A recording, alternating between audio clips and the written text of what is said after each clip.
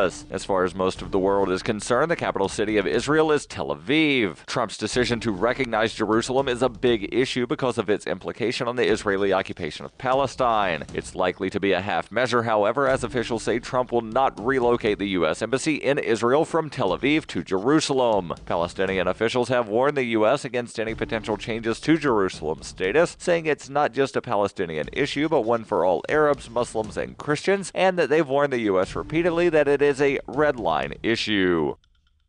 For over 40 years, Roberts & Roberts Brokerage has been a trusted source for buying and selling precious metals. Gold, silver, platinum, and palladium. They don't feed the banks. They're Bitcoin preferred and have removed the minimum purchase amount for all orders paid in the digital currency. Call Roberts & Roberts Brokerage today for knowledgeable advice on buying and selling precious metals and a forward-thinking approach to new technologies. 800-874-9760 or visit online at rrbi.co. UPI reports Britain's National Cybersecurity Center warned all government agencies of a risk to national security if they use Russian-based Kaspersky Lab antivirus software. The chief executive of the agency sent a letter to all permanent secretaries that was publicly released Saturday, saying Russia has the intent to target UK central government and the UK's critical national infrastructure through the software company. The agency's technical director, Ian Levy, said he saw no compelling case at present to extend that advice to wider public sector, more general enterprises or individuals. The company based in Moscow denies unethical ties or affiliations with any government, including Russia, and has never helped nor will help any government in the world with its cyber espionage or offensive cyber efforts. In September, the U.S. Department of Homeland Security ordered U.S. government agencies to remove any products from Kaspersky Labs because of security concerns.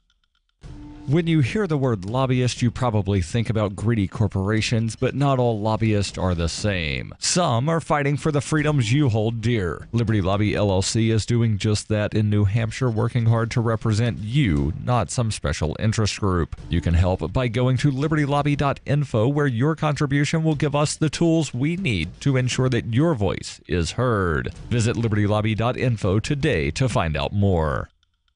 Reuters reports the U.S. Senate narrowly approved a tax overhaul on Saturday, moving Republicans and President Donald Trump a big step closer to their goal of slashing taxes for businesses and the rich while offering everyday Americans a mixed bag of changes. In what would be the largest change to U.S. tax law since the 1980s, Republicans want to add $1.4 trillion over 10 years to the $20 trillion national debt to finance changes that they say would further boost an already growing economy. Trump, speaking to reporters as he left the White House for New York hours after the pre-dawn vote, praised the Senate for passing tremendous tax reform and said people are going to be very, very happy once the Senate and House of Representatives reconcile their respective versions of the legislation. He said the resulting bill could cut the corporate tax rate from 35% to 20%. It could be 22% when it comes out. It could also be 20%. Celebrating the Senate victory, Republican leaders predicted the tax cuts would encourage U.S. companies to invest more and boost economic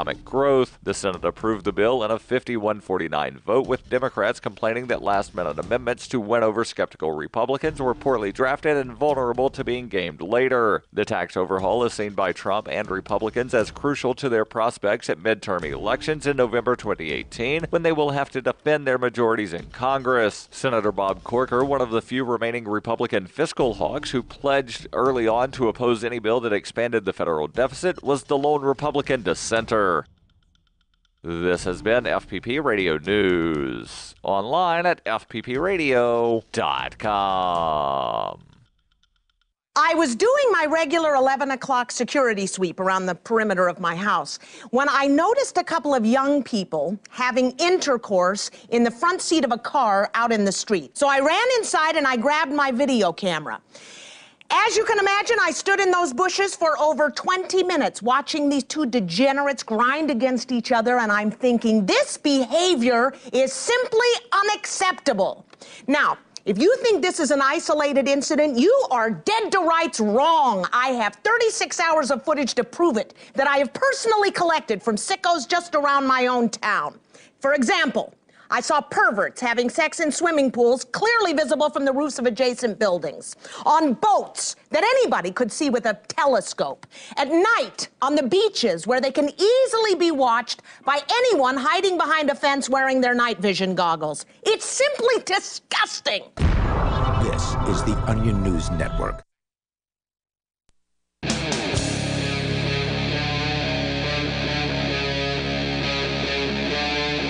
Free Talk Live. It is Free Talk Live. You're invited to join us on the radio. The toll-free number for you is 855-450-FREE, like freedom. That's 855-450-3733. We've got Skype, and the Skype username here is LRN.FM. Joining you in the studio tonight on this live Sunday edition, it's Ian. And Jonny Ray. So much in the news to talk about. It's hard to really figure out where to go first, but let's look at some of the big news, apparently, and that is that the U.S. government has ordered 16,000 troops, according to the Daily Star in the UK, and 230 jets to prepare for war with North Korea. Vigilant Ace, a massive joint war games, kicks off today as the U.S. and South Korea rehearse for battle with Pyongyang, which is the capital of North Korea. Hundreds of aircraft and thousands of soldiers and airmen are taking part in the drill, which is one of the biggest ever of its kind. U.S. and South Korean forces will be rehearsing for a full-scale war with North Korea. Nuclear fears have reignited as Kim Jong-un, fired his latest missile last week, his biggest and most powerful yet, the Hwasong-15. And there are now fears that Kim could be readying the dreaded Juchbird, his most shocking weapons test to date. U.S. President Donald Trump will be looking to flex his muscles as he dispatches the most deadly fighter planes to ready for war in Vigilant Ace. At least 230 warplanes from both the U.S. and the South will take part, alongside 12,000 U.S. troops and airmen, and at least 4,000 expected to represent Seoul. The drill lasts from today until December 8th, with aircraft flying over 8 air bases in the Korean peninsula. U.S. commanders have downplayed the drill, claiming it's regular and not a direct response to North Korea. However, there certainly is a lot of fear out there surrounding North Korea. I mean, the headlines at the Drudge Report, there's a whole segment here for North Korea. Kim blasts the warmonger, presumably Trump. McMaster, who's the defense secretary or something like that. Potential for war increasing every day. And the Pentagon evaluating West Coast missile defense sites. Attack siren blares in Hawaii for the first time since the Cold War. Is this going to happen, Jonny Ray? God, I hope not. Me too. He seems to want to create an image for himself of a strong man by just by kicking sand on a little fat man on the other side of the world, and it's sad and it's dangerous, and it could lead to war, thousands dead. Just for image. Right. They're both basically having a measuring contest between the two of them. Kim Jong-un, of course, the Kim family has, for a long time rattled the saber of war towards the United States, and generally it doesn't really pan out into anything serious, but maybe he's met his ego match when it comes to Donald Trump. And, of course, my favorite thing on the internet for Kim and Trump is the merged, the morph software where they put both Trump and Kim, their faces together, and it's like Trump's face with Kim's hair, and it just looks so perfect. North Korea today, according to the Daily Mail in the UK, branded the U.S. and South Korea as warmongers on the eve of their largest ever joint military exercise, which could lead to a nuclear war. The comments come as White House National Security Advisor H.R. McMaster's warned of the increasing possibility of war with the nuclear-armed North. And then again, they talk more about this. The North's ruling party, Rodong newspaper, slammed the upcoming drill and said, quote, "It is an open, all-out provocation against the DPRK, which may lead to a nuclear war any moment." the U.S. and South Korean puppet warmongers would be well advised to bear in mind that their DPRK-targeted military drill will be as foolish as an act precipitating their self-destruction, unquote. The man probably most dangerous to American citizens and their property is Trump himself. Donald Trump. Yeah, he's the guy who's gonna be at the head of the organization that takes most from you as an American, and he needs to muddy the waters, and he needs to have a reason to exist. He needs to make you afraid of somebody, and there's not really there aren't any great real threats to the U.S. out there, so he has to manufacture them. Yeah. In fact, speaking of the alleged threats, the North says the Hwasong-15 missile they fired Wednesday can be tipped with a, quote, super large heavy warhead capable of striking the whole U.S. mainland. But analysts remain unconvinced that the North has mastered the advanced technology to allow the rocket to survive re-entry into the Earth's atmosphere. The months-long nuclear standoff between Kim and Trump has fueled concerns of another conflict after the 1950 through 53 Korean War left much of the peninsula in ruin. Isn't the Korean War technically still going? Because, you know, they're just kind of on a stand down for the moment, basically, and it's sort of that moment has lasted more than 50 years. You know, that's why they still have the DMZ that's active, and they still act like they're at war with one another, just without any bombings and shootings. Yeah, I forget. There's a word that escapes me right now, but it's something similar to armistice. There's just the war, which they didn't is have. Paused. Yeah, exactly. But even some Trump advisors say U.S. military options are limited when Pyongyang could launch an artillery barrage on the South Korean capital Seoul, only about 50 kilometers from the border and home to 10 million people. Yeah, the North Koreans want peace. Do they?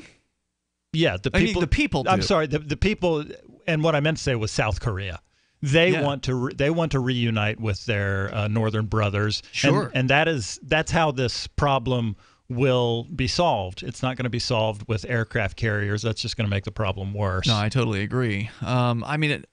Does Kim Jong-un want peace? I mean, what does he want exactly? Why have they not reunited after 5 plus 6 decades now, basically?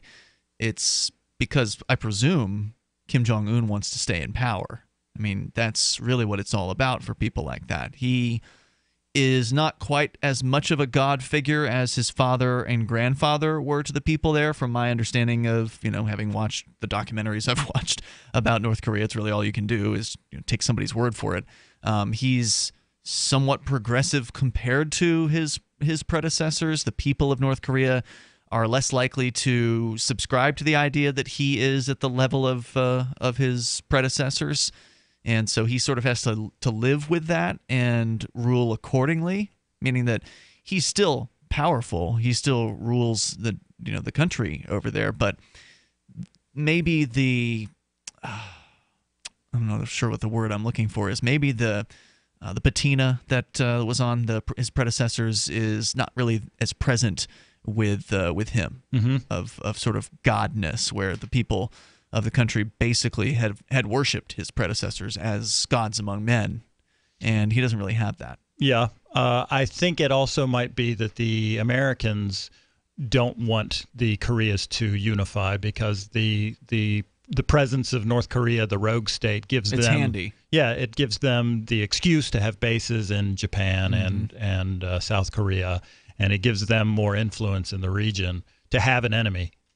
If you want to comment, you're welcome to join us here. The toll-free number is 855-450-FREE, like freedom. That's 855-450-3733. Although there's always some jerk running some country out there, some government that the U.S. government could certainly target. If for whatever reason, North Korea and South Korea were to reunite and things were to become peaceful and the war were to completely end there, I'm sure they would have no trouble finding some two-bit African dictator or Middle Eastern warlord or something like that they could pick on or focus on. There's always going to be, the government's pretty good at generating a boogeyman, even if they have to install the boogeyman themselves. They certainly would do that if they needed to. So, in other international news, Venezuela we've talked a lot about Venezuela on this program and how bad things are over there economically with the Venezuelan bolivar. Now you get over 100,000 of them for $1. It has cracked the 100,000 mark, which is huge. That's a year ago it was like a tenth of that. Any dash. Well, that's the thing. Venezuela is now saying they're going to create their own digital currency. 855-450 free like freedom. Free Talk Live. Called it elephant skin. It was rough, wrinkly, like a Brillo pad. His hair was falling out in clumps. Petey stopped eating and all his hair fell out. Our golden retriever, Sundance, he scratched incessantly. There was hair all over. DINOVITE.com.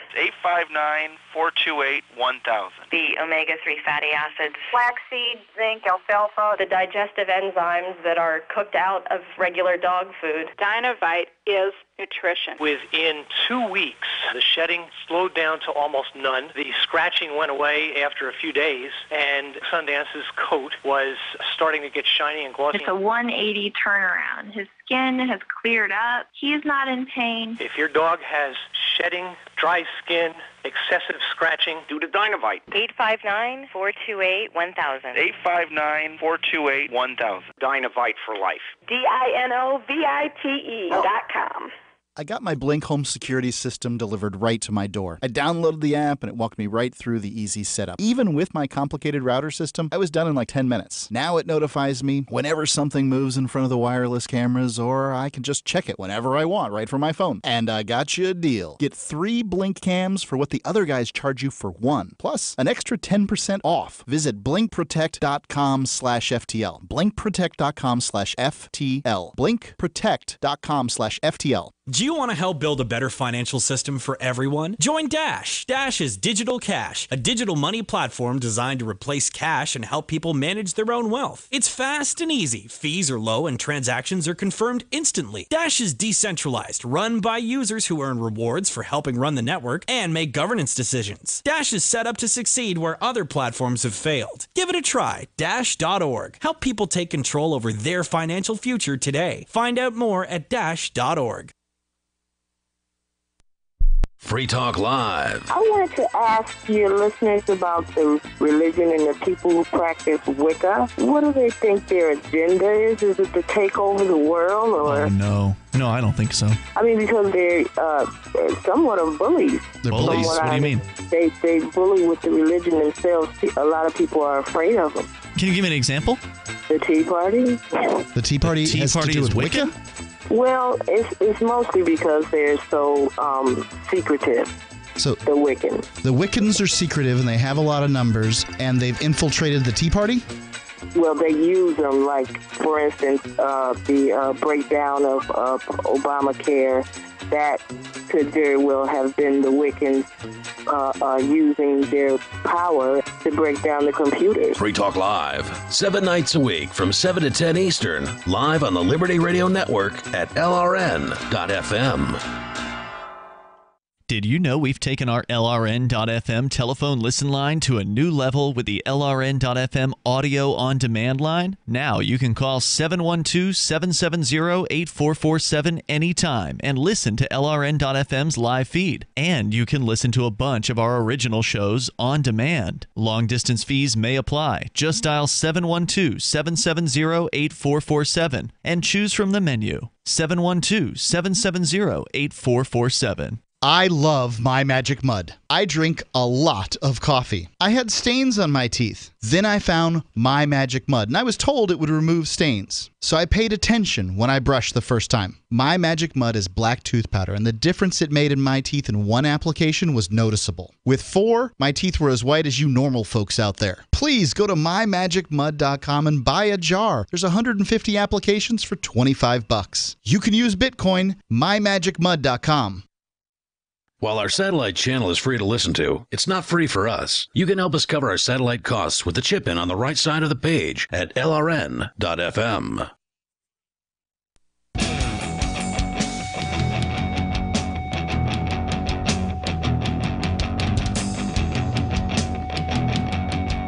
It is Free Talk Live, live Sunday edition of the show. You dial toll-free to bring up anything that you want. Our number here is 855-450-FREE like freedom. That's 855-450-3733. We are talking about some international headlines here. Venezuela planning on creating its own digital currency. We're big fans of cryptocurrency here on Free Talk Live, which is not the same as what Venezuela is going to be creating. We like all kinds of different cryptos, and one of the most exciting, of course, is Bitcoin. You go to bitcoin.com to learn about Bitcoin. It is the world's most popular cryptocurrency, the first and most noteworthy of all the decentralized cryptocurrencies. You go to bitcoin.com, you're going to learn a lot more about it there. If you're brand new to it, a lot of people are taking an interest in Bitcoin after it has crashed through the $10,000 per Bitcoin mark. In fact, over $11,000 today. It got close, was flirting with $12,000, was around $11,800 earlier today, and then fell off a cliff down to around $10,500. It's just a roller coaster of a ride. But I'll tell you who else is getting interested in Bitcoin is the IRS. Oh, yeah, where they went after Coinbase. Right. Which, yeah, is one of the Bitcoin brokerage firms out there. Yep. You go to bitcoin.com, you're going to learn more about it. And I would say don't be afraid of the IRS. If you want to buy Bitcoin anonymously, you can do that. There are ways to accomplish that. You don't have to go through systems like Coinbase in order to acquire Bitcoin. You can just buy it from another human being, and then nobody has to know that the transaction has occurred. Sure. Look for maybe a Bitcoin vending machine in your area. That could work, though many Bitcoin vending machines do require some form of identification. The ones we have here in New Hampshire, most of them do not. But we're very unusual when it comes to Bitcoin vending machines around the United States. But regardless, there are ways to do it. Localbitcoins.com is another pretty good one. Go to bitcoin.com. That's where you can start to learn about this amazing world-changing technology.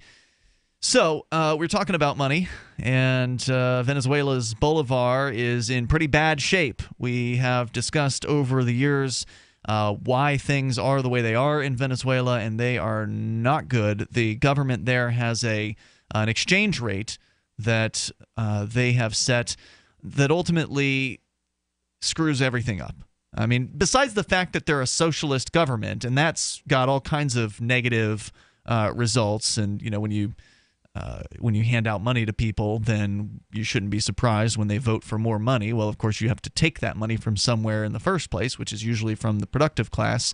And eventually, if you keep taking enough from the productive class, they're going to say, screw this, and they're going to leave. Mm-hmm. And in the case of Venezuela, not only have they taken money from the productive class, but they've also just straight up taken the businesses from those folks as well. And that has just resulted in all kinds of economic destruction.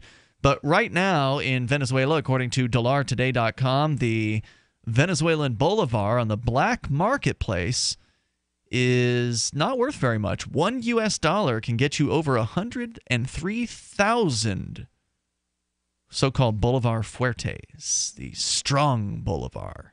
Now, you compare that to what it was like not even, let's see, was it back in August of this year? It looks like it was around 14,000 Bolivar Fuerte per U.S. dollar. Wow. So it has gone up, pretty dramatically. The story here is that according to the AFP, Venezuela is creating its own digital currency to combat a financial blockade by the United States. See, they've been blaming their problems, sort of like Kim Jong-un in North Korea has blamed a lot of the problems in North Korea, like the rolling blackouts in the middle of the night, for instance. They blame that on the United States government. And so sort of how like the U.S. government has North Korea to point to as a big bad, boogeyman. Or the Mexican immigrants. Right. The reverse is true. North Korea also points to the U.S. government as the world's boogeyman, which to some extent is true. The U.S. government does go around the world and invade countries all over the place and kill innocent people. So Kim Jong-un isn't exactly lying about that, but he is lying when he blames, or his predecessors blame, the United States for the rolling blackouts. That's communism that's causing rolling blackouts, the fact that the government provides the power. And, of course, we know that government is terrible at doing pretty much anything that it tries to do, regardless of whether it's a communist government or a government in this mixed economy or whatever as we have here. It's all semantics. All governments are evil because they all come from the idea that they don't have to work to get money. They get their money because they're indispensable. They have to be there to keep things in order, even though the world actually works fine by itself. Right. And the U.S. government is the strongest, most well-funded, most powerful government in the world. So I contend that it's the greatest force for evil in the world. Sure. Well, I mean, also it's evil. Governments of all sorts are evil because they rely on violence to do everything. Everything that every government program, every government pension, every government benefit, all of it is backed up by the threat of violence, in that if you don't pay what they demand that you pay, if you don't do what they demand that you do, or you do what they say that you shouldn't do, there will be men with guns who come calling, and they are more than willing to use those guns on you. But some of them are certainly worse than others, and Venezuela has definitely had a terrible monetary and fiscal policy, and it has caused serious damage to the health and the well-being of the people over there, who are now having a tough time finding food to eat. And, of course, there's not much work to be had either. But here's President Nicolas Maduro's great plan. This is how he's going to help the country out because, again, he's blaming the United States for everything. His new digital currency is going to be called the Petro and will be backed up, he says, by Venezuela's reserves of oil and gas and its gold and diamond holdings, the president said in his weekly television program. Quote, "This is going to allow us to move toward new forms of international financing for the country's economic and social development." Now, I'm not sure exactly why that would be, because if you were a financier, if you were somebody who had a whole lot of money that you normally would be willing to loan, if you're a bank or another world government, and you would normally be willing to loan some of that money out to some other government, the last government in the world you'd ever want to loan it to would be Venezuela. Because even though they do have oil reserves, they're currently in debt by billions and billions of U.S. dollars that they cannot pay. And one of the recent headlines about Venezuela is they missed their most recent debt payment, and then the 30-day grace period that came after the debt payment's due date also expired. So they've completely missed that payment. They've defaulted on their debt. That news surely has gotten around to other potential lenders, and I don't know if it being backed by oil reserves is going to be persuasive to a lender to actually loan money to Venezuela. The news comes as Venezuela faces acute financing problems. This story, by the way, from the AFP. After creditors and ratings agencies declared the government and state-run oil firm PDVSA to be in partial default for missing interest and principal payments on its bonds. Maduro, of course, blames those problems on sanctions imposed by the United States in August, barring American citizens and companies from buying any new Venezuelan government or PDVSA bonds. The toll-free number here, if you want to join us, 855-450-FREE like freedom, 855-450-3733. You can bring up what you want on Free Talk Live. Most people think life insurance pays after you're dead. That's true. But did you know you can have tax-free access to your life insurance while you're still alive? You can use the life benefits of your life insurance to grow your money with certainty and guarantees. No stock market risk, no tax risk, and no penalties. Call Life Benefits if you'd like a free book about how this can be done. Call 702-660-7000. That's 702-660-7000. Want revenge on the common housefly? Well, after 10,000 years, someone has finally come up with a better way. The Bug Assault, a miniaturized shotgun, which utilizes ordinary table salt as ammunition. Non-toxic and no batteries required. So much fun, you'll forget you have a wife and kids. $39.95 and free economy shipping. Use discount code GCN and get an extra 10% off your purchase at bugassault.com. Makes the perfect stocking stuffer. Get your Bug Assault today. Is spreading the message of liberty, cryptocurrency, and peace around the globe worth $2 per month to you? As you may already know, in addition to our internet feed, LRN.FM broadcasts on free-to-air satellite across North and Central America. as well as sub-Saharan Africa. And we've been available on satellite for free 24/7 since 2010. The LRN.FM free-to-air satellite signal is reaching some of the most oppressive regimes in the world, and there's no doubt our ideas are making an impact. You can learn more about the channel's impact by watching the 3-minute video at fund.lrn.fm. If you'd like to help free minds globally with our ideas of liberty, cryptocurrency, and peace, you can donate as little as $2 per month via fund.lrn.fm. You can help us continue and expand our satellite broadcast to multiple continents. Visit fund.lrn.fm today, and thank you for your help. Don't forget to share the link on social media. That's fund.lrn.fm. Ross Ulbricht was convicted in early 2015 of running the infamous Silk Road Underground Market. The Silk Road was a gift to humanity and helped reduce the harms brought on by drug prohibition. For this good deed, Ross has been sentenced to life in prison with no possibility of parole. Now, an appeal is Ross's only chance, and he needs your support. Please visit freeross.org, where you can contribute via various methods, including Bitcoin. Visit freeross.org. That's freeross.org. If you want to know the latest about Free Talk Live before we go on the air, all you need to decide is how you want it delivered. It's your choice. Visit news.freetalklive.com. You can get emailed announcements and participate in contests via our email updates list. Plus, we have a Twitter account that you can follow and a Facebook page where you can become a fan. So visit news.freetalklive.com to get news about Free Talk Live as soon as it's announced and the way you want it delivered at news.freetalklive.com. That's news.freetalklive.com. I've been told no in many different ways. I give you an order and you're going to obey it. George, you can go this way. You can do that and you have to leave here. You cannot bring signs into the rally. Walk with me. Well, I'm comfortable here, actually. Whoa. Hey. Who do you think you are? Excuse me. There is no video and audio allowed in this office. No, I have work today. You ain't going to make it. Wait on account. Now. Wait a minute. Road. Whoa. Hey! Oh my God! Unbelievable! Why are you running from me? Because you scared me. What am I being detained for? You're being served. What is this? You're being served. What is this? Bureaucrats have a funny way of telling people no. That's the sound of the men working on the chain. Derek J's Victimless Crime Spree. Watch it for free and order the Director's Cut DVD at victimlesscrimespree.com. Help get LRN.FM into more ears. Visit promote.lrn.fm for a free bumper sticker, flyers, banners, graphics, and more. Promote.lrn.fm.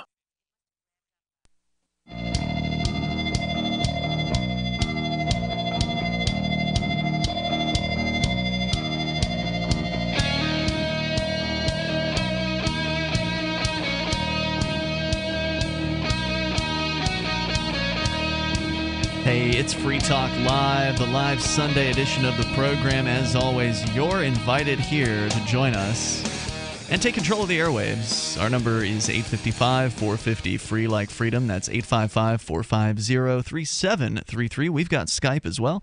And the Skype username here is LRN.FM. With you tonight, it's Ian. And Jonny Ray. Coming up, we're going to talk about the function of profits. Latest chapter in the book that we've been going through, chapter by chapter, kind of doing a little on-air book club here, which is Economics in One Lesson by Henry Hazlitt. We got that still to come. Your calls and thoughts also welcome. And if you want to help build a better financial system for everyone, join Dash. Dash is digital cash, a digital money platform designed to replace cash and help people manage their own wealth. It's fast, it can be private and easy, fees are low, and transactions are quick, and can even be confirmed instantly. You can pay anyone, anywhere in the world, anytime, for just pennies on the dollar.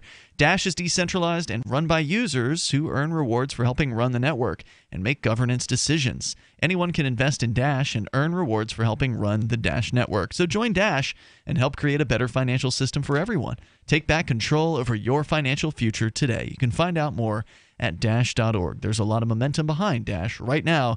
Go to dash.org and find out why. So, color me skeptical about this plan of Venezuela's to create its own digital currency that they say they're going to be calling the Petro, as Nicolas Maduro, the president there, announced on Sunday. They claim it's going to be backed up by the reserves of oil and gas and gold and diamonds, and says that it's somehow going to allow them to get more international financing for their failing country that cannot pay its bills, despite sitting on a tremendous wealth of resources. They cannot pay their bills. They just made a default on some of their loans. And as the AFP points out, over the last year, the Venezuelan bolivar has plummeted 95.5% against the dollar on the black market. The inflation rate, according to Dollar Today, is currently over 2,000%. As we go to your calls and thoughts, whether you want to talk about Venezuela or whatever's on your mind. Matt is in New York watching us on YouTube at cam.freetalklive.com. Hello, Matt. Hey, guys. Hey, what's on your mind tonight? So I used to be an ANCAP, but I was going to ask you guys. What's an ANCAP? You mean anarcho-capitalist? Yeah, Hitler actually did nothing wrong, so I actually left the ANCAP scene. So why would you say something like that? Okay. Toll-free number tonight, 855-450-FREE, like freedom. That's 855-450-3733. Obviously couldn't defend that statement. It was an unusual statement. Yep. Venezuela has also been sued just in the past few days by the Koch brothers. For what? Koch brothers sued them for $409 million. In Venezuela's courts or where? They filed the lawsuit this week in the U.S. District Court for the District of Columbia. Two companies that belong to Koch Industries are suing Venezuela to collect $409 million awarded by an international arbitration panel. Both companies argue Venezuela has not paid any part of the award granted in October by the International Center for Settlement of Investment Disputes after then-President Hugo Chavez expropriated Fertinitro in 2010. So they nationalized the Koch brothers company? Yes. Or whatever they had a stake in? Yes. Koch Minerals Sarl indirectly owned 25% of the equity of Fertinitro, the owner of two fertilizer plants located in Jose, Venezuela. The lawsuit by the Koch brothers, well known for their strong advocacy for conservative issues, came only days after the Venezuelan government and the state oil company PDVSA defaulted on billions of dollars worth of bonds. I guess I don't understand the point. I mean, what good is it going to do the Koch brothers? They already had an international court say Venezuela had to pay, right? Yes. So what good's it going to do to go into a U.S. district court and get the U.S. district court to say the same thing? Listen here, you Venezuelan government, you dirty bastards, you socialists, you need to pay up.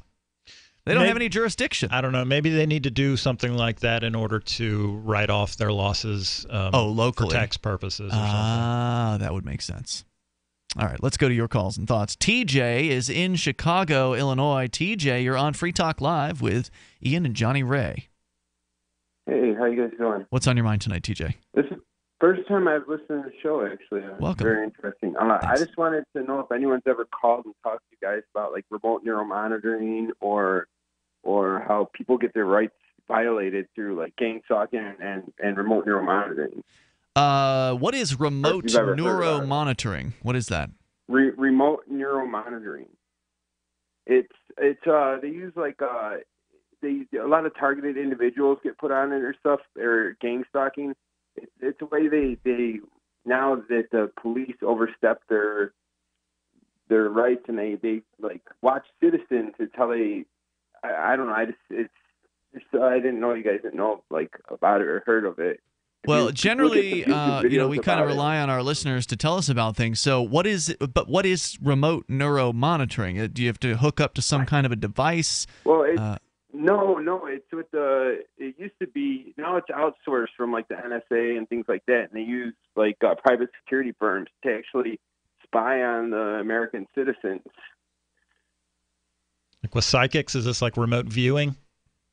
No, yeah, like similar to remote viewing, yes. Well, isn't that just a load of crap? It's done by like nanobots, right? They're infecting people with like nanobots and causing. It gives them the ability to like send signals to people through like microwave hearing they use, or V2K, voice to skull. Okay. So what you're saying is the government would have to take. I was a victim of it before. Okay, let me see if I'm following what you're saying, though. You're saying that in order to do this remote neuromonitoring, the government would have to take custody of the individual they want to monitor, so they could inject them with whatever technology, the nanobots or whatever you were talking about, the voice to skull, all that stuff. I don't know how exactly they do it because I don't know how they do it to people. They could probably put it in an aerosol spray, the nanobots, and just spray it in your face. Now, what happened with you, TJ? You say they did this to you? I was being harassed with voice to skull. Basically, it almost makes you. They try to make you look like you're crazy, like you're hearing voices and stuff. They tell you things you're doing, like the clothes you're wearing, or exactly what you're doing. You can't put passwords on your phones because you put it in and they'll repeat it to you. And they try to make people think that they're either got a mental disorder or things like that. So you heard somebody talking to you in your head? Yes. They try to make you sound like you're crazy. And what was the voice saying to you when you heard the voice? Where were you when you first heard it? I was at my house, or I'd be in my car. They would repeat, or they'd say like signs I was passing when I was driving, and it's like, I start turning off all my devices like that, or somebody would call and they'd hang up or something on my phone, and they'd say. Now, how would they know what you were seeing? I mean, did they plant a camera in your car? I thought it was spyware, but once you have the nanobots on you, since your brain and everything in your body is ran off electric pulses, your heartbeat, everything, your body puts out a very low frequency of electricity. But when you have nanobots in your system, they have the ability to, like right now, MIT is doing a study on people, like if they have nanobots on them, they can actually sit you in a room and they can use a computer. They can use like a EEG machine, and they can actually put on a screen what your eyes are seeing. Really? It's crazy, the technology they have now. Really? Wow. I didn't realize that things were that far ahead. To do it. Huh? Yeah, I know. And it's crazy because you think about our government's always, anywhere from 100 to 200 years ahead of what the society knows, or what the public knows in their technology. See, and it's really hard to buy that about the government, because the government seems really incompetent and stupid and slow. So I don't know if I really buy that. But I am curious to know more about your story, TJ, since you say that you were hearing voices in your head. I'm wondering what they were telling you to do. I mean, besides reading road signs off to you to prove that they knew where you were, what was the goal of this? Is it still going on? We'll bring TJ back here in moments. You can share your thoughts on Free Talk Live.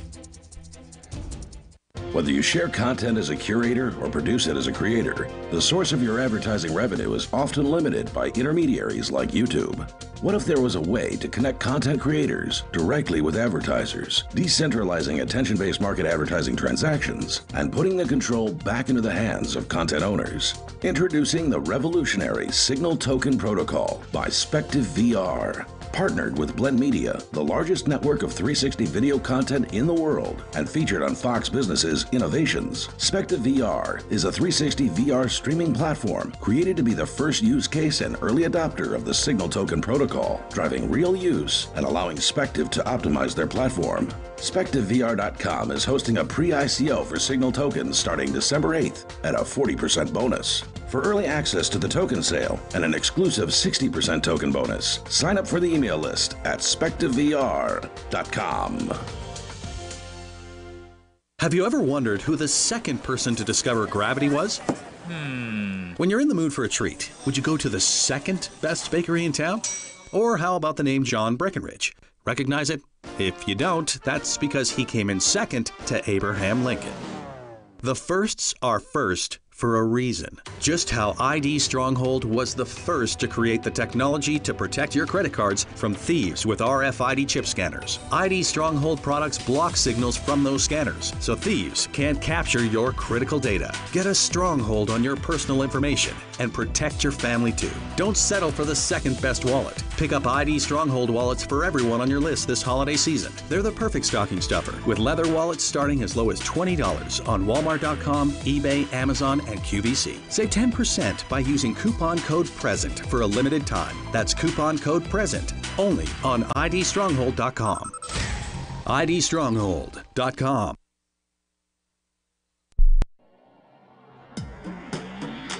Free Press Publications is an independent, alternative media and publishing company founded in June 2009 with the mission of ensuring a free press for the freedom movement and is committed to spreading the message of peace, freedom, love, and liberty.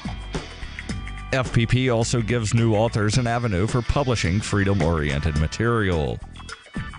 FPP brings you daily news and commentary on the website fpp.cc, as well as a daily 5-minute newscast, FPP Radio News, and weekly news, views, and commentary in the FPP Freedom Minute and Peace, Love, Liberty Radio at fppradio.com, and the monthly newspaper FPP News at news.fpp.cc.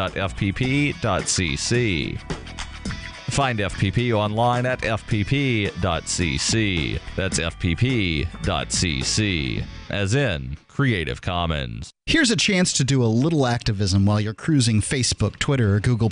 Between the LOL cats, the recipes, the hot girls, and the inspirational sunrise memes, Free Talk Live's posts pass by your newsfeed. Like them, comment. It gives us more exposure. If you don't see our posts, click like at facebook.freetalklive.com and then hover over it to click Get Notifications. It's an easy way to spread the ideas of liberty a bit further. I know you're busy, but you can spare that 1/10 of a calorie it takes to click on something. facebook.freetalklive.com. So you've signed the Shire Society Declaration and are planning your move to New Hampshire to be around more liberty-oriented people. Next, sign up for the Shire Society Forum at forum.shiresociety.com. There are a bunch of people there who are already in the Shire, and they want to meet you. If you're already in the Shire physically, you should also come by the forums. Remember, not everyone uses Facebook. New people are signing up for the Shire Society Forum every month, so drop in and say hello at forum.shiresociety.com. This is the Liberty Radio Network, broadcasting the latest liberty-oriented audio content 24 hours a day at LRN.FM.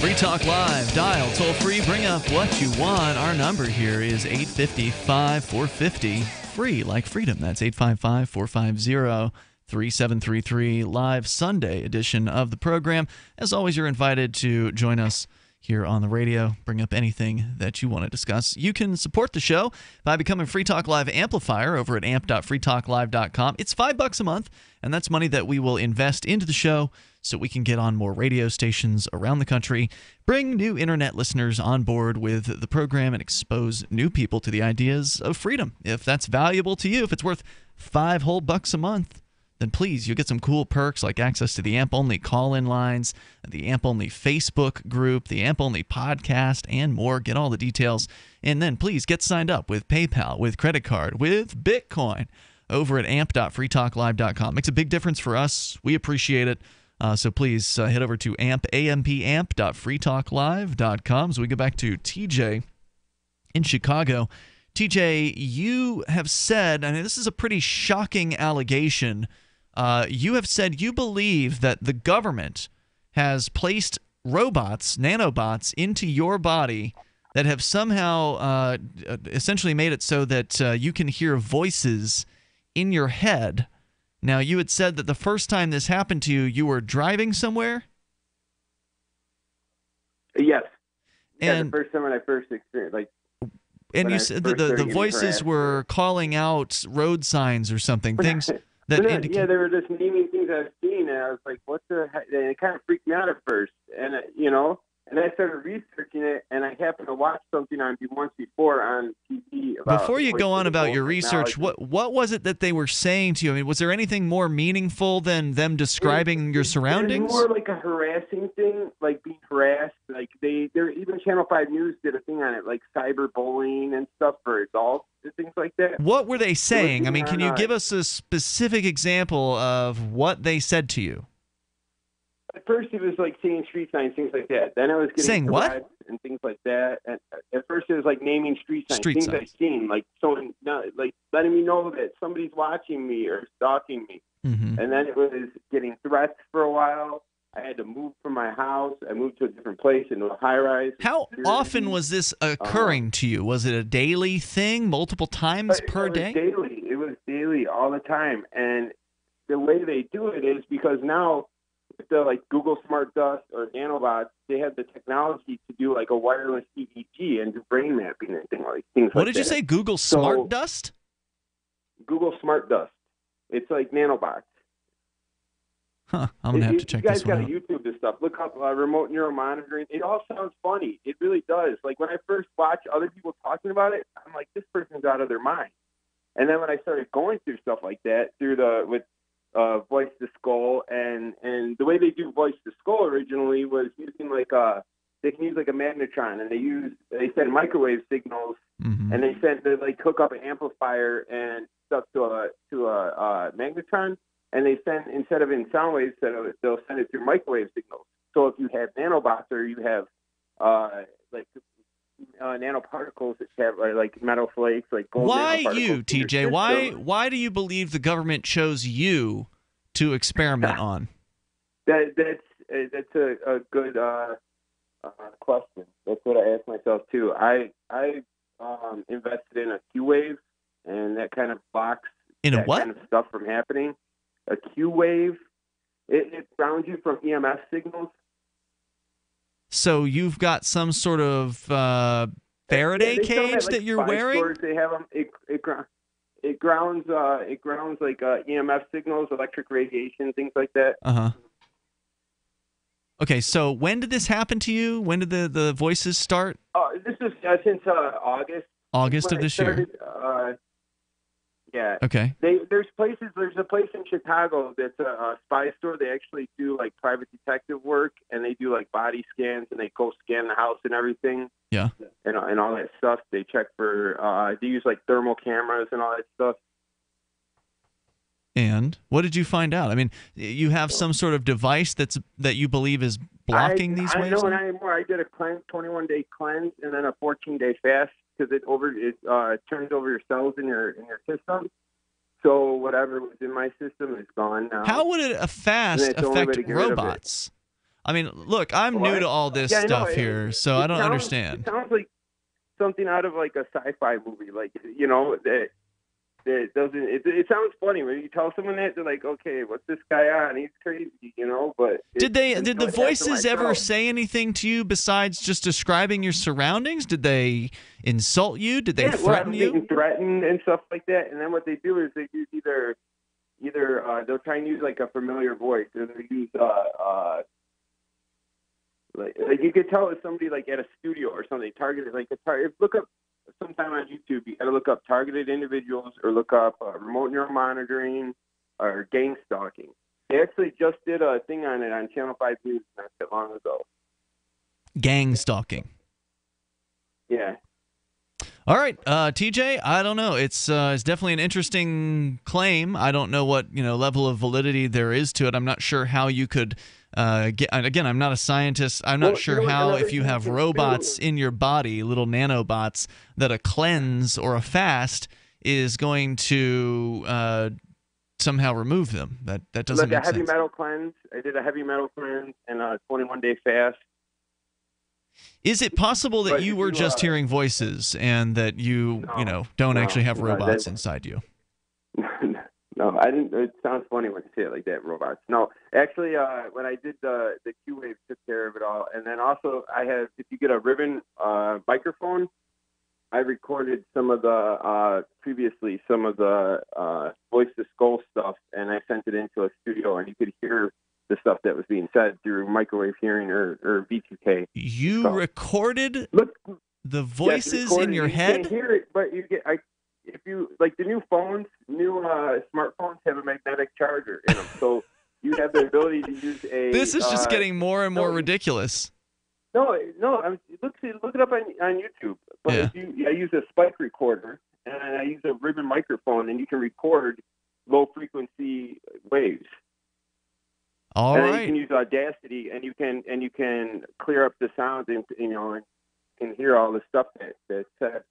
I actually sent in a complaint to the Attorney General on everything. CC'd my attorney. How'd that work out? For everything. I'm still waiting. Yeah. So it all stopped. Right. So that's good, TJ. I'm glad to hear that the voices have stopped, and I guess let us know if your lawsuit works out. Yeah. Thanks for the call tonight. I Yeah. appreciate hearing from you. Interesting claims. I just read an article about remote neural monitoring on learningmind.com. It was fairly confusing, but it seems like they can. The article alleges that the NSA can send auditory signals directly to your brain, and they can collect visual signals from your brain. If you have the robots inside you, like this guy claims? No, this didn't have anything to do with nanobots. No. And they're trying to sort of do a pre-crime kind of a deal. They're trying to read your thoughts. That's scary.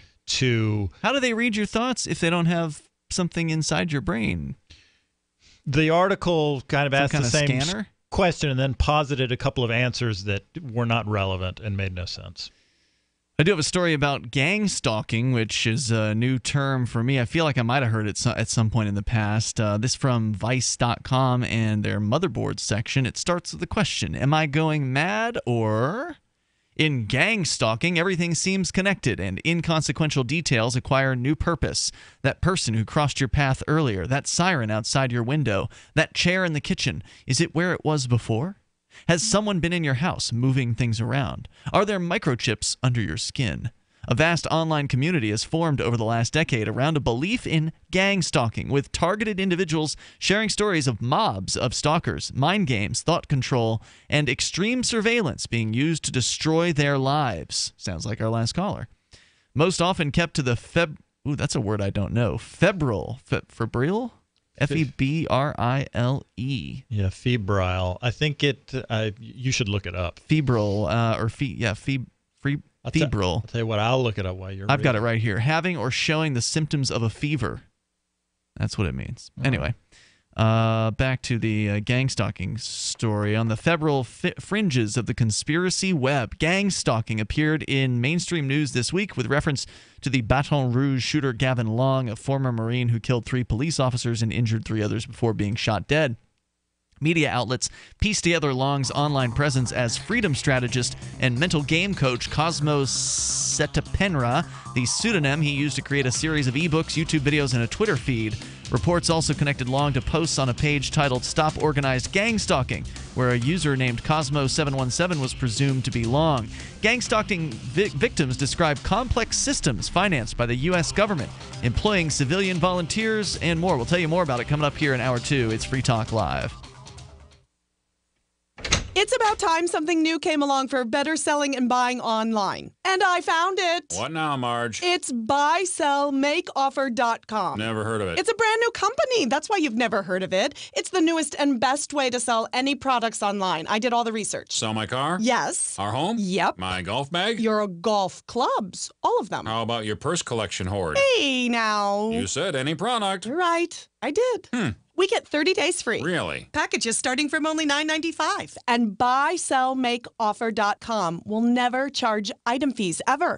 Never. And this is cool. Listen to this. You can even use Skype or video to show your items. That's cool. Yes. All we have to do is go to the website, sign up, and then load our stuff to sell. I love this site. Buysellmakeoffer.com. Buysellmakeoffer.com. You got it? Buysellmakeoffer.com. Buysellmakeoffer.com. Better selling, better buying. The new 4th edition of Healing Our World, The Compassion of Libertarianism, will take your understanding of liberty to a deeper level and has over 1,300 updated references, new cartoons, and a foreword by Dr. Ron Paul. With discounts for multiple book purchases, the 4th edition of Healing Our World is a great gift for the liberals, pragmatists, environmentalists, and Christians in your life who think libertarianism is cold-hearted. Get yours today at healing.freetalklive.com and use promo code FTL for a $5 discount. So you've heard all 3 hours of the latest episode of Free Talk Live, and you're still hungry for liberty-oriented audio content? Did you know that we have another 24/7 audio stream at LRN.FM? The Liberty Radio Network airs the latest episodes of some of the best liberty-oriented podcasts on the internet around the clock. In addition to recorded content, you'll also hear live shows like Free Talk Live, originating from our Keene, New Hampshire studio. So listen anytime at LRN.FM. That's LRN.FM. You're listening to the live edition of Free Talk Live. Hour number 2 is next after the news here on the Liberty Radio Network at LRN.FM.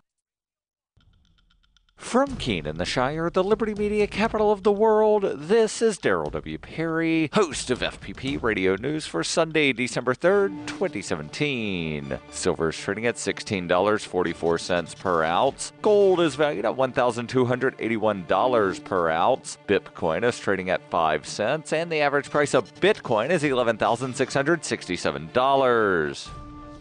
Antiwar.com reports American presidents have long sought to avoid the question of Israel's capital city, putting off any change in recognition for decades. Officials say they believe that's going to change with President Trump, however, and that next week he will recognize Jerusalem as Israel's capital city. Israel has claimed Jerusalem as its capital city since 1980, though this includes substantially parts of Jerusalem occupied militarily during the 1967 war, and internationally almost no one recognizes this. As far as most of the world is concerned, the capital city of Israel is Tel Aviv. Trump's decision to recognize Jerusalem is a big issue because of its implication on the Israeli occupation of Palestine. It's likely to be a half measure, however, as officials say Trump will not relocate the U.S. embassy in Israel from Tel Aviv to Jerusalem. Palestinian officials have warned the U.S. against any potential changes to Jerusalem's status, saying it's not just a Palestinian issue, but one for all Arabs, Muslims, and Christians, and that they've warned the U.S. repeatedly that it is a red line issue.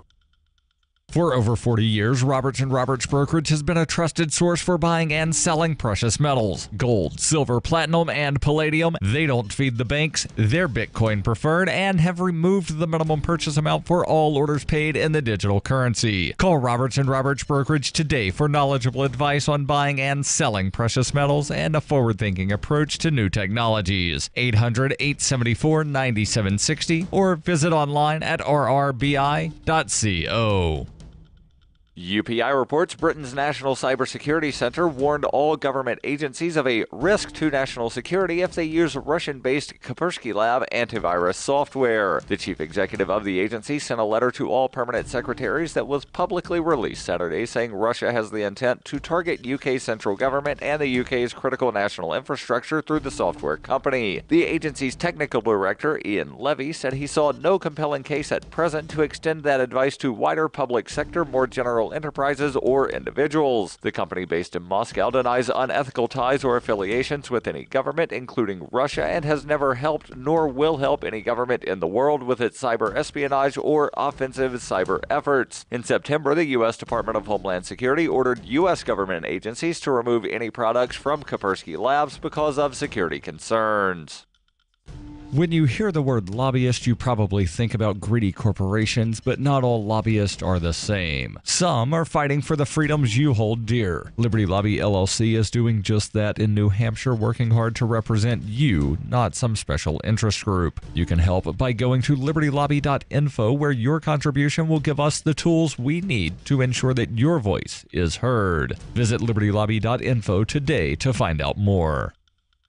Reuters reports the U.S. Senate narrowly approved a tax overhaul on Saturday, moving Republicans and President Donald Trump a big step closer to their goal of slashing taxes for businesses and the rich while offering everyday Americans a mixed bag of changes. In what would be the largest change to U.S. tax law since the 1980s, Republicans want to add $1.4 trillion over 10 years to the $20 trillion national debt to finance changes that they say would further boost an already growing economy. Trump, speaking to reporters as he left the White House for New York hours after the pre-dawn vote, praised the Senate for passing tremendous tax reform and said people are going to be very, very happy. Once the Senate and House of Representatives reconcile their respective versions of the legislation, he said the resulting bill could cut the corporate tax rate from 35% to 20%. It could be 22% when it comes out. It could also be 20%. Celebrating the Senate victory, Republican leaders predicted the tax cuts would encourage U.S. companies to invest more and boost economic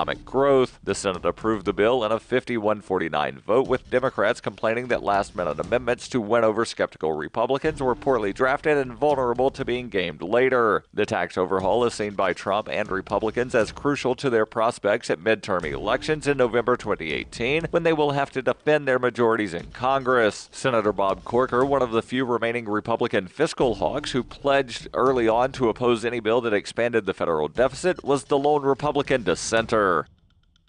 This has been FPP Radio News, online at fppradio.com. After vetting the 37-year-old for factors such as looks, screen presence, and film credits, Hollywood insiders unanimously agreed this week that area man Dennis Kiernan lacks the sheer star power necessary to carry a major motion picture. Industry experts spoke to reporters today about the Charlottesville, Virginia resident, who they say just doesn't have what it takes to crack into the A-list. Love him or hate him, I think we can all agree that Dennis Kiernan is not a bankable star.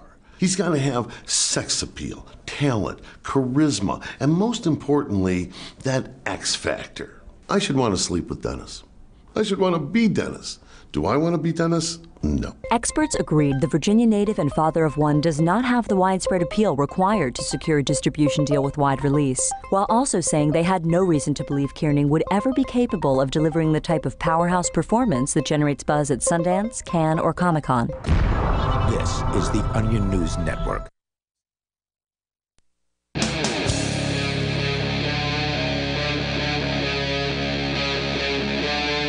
Free Talk Live.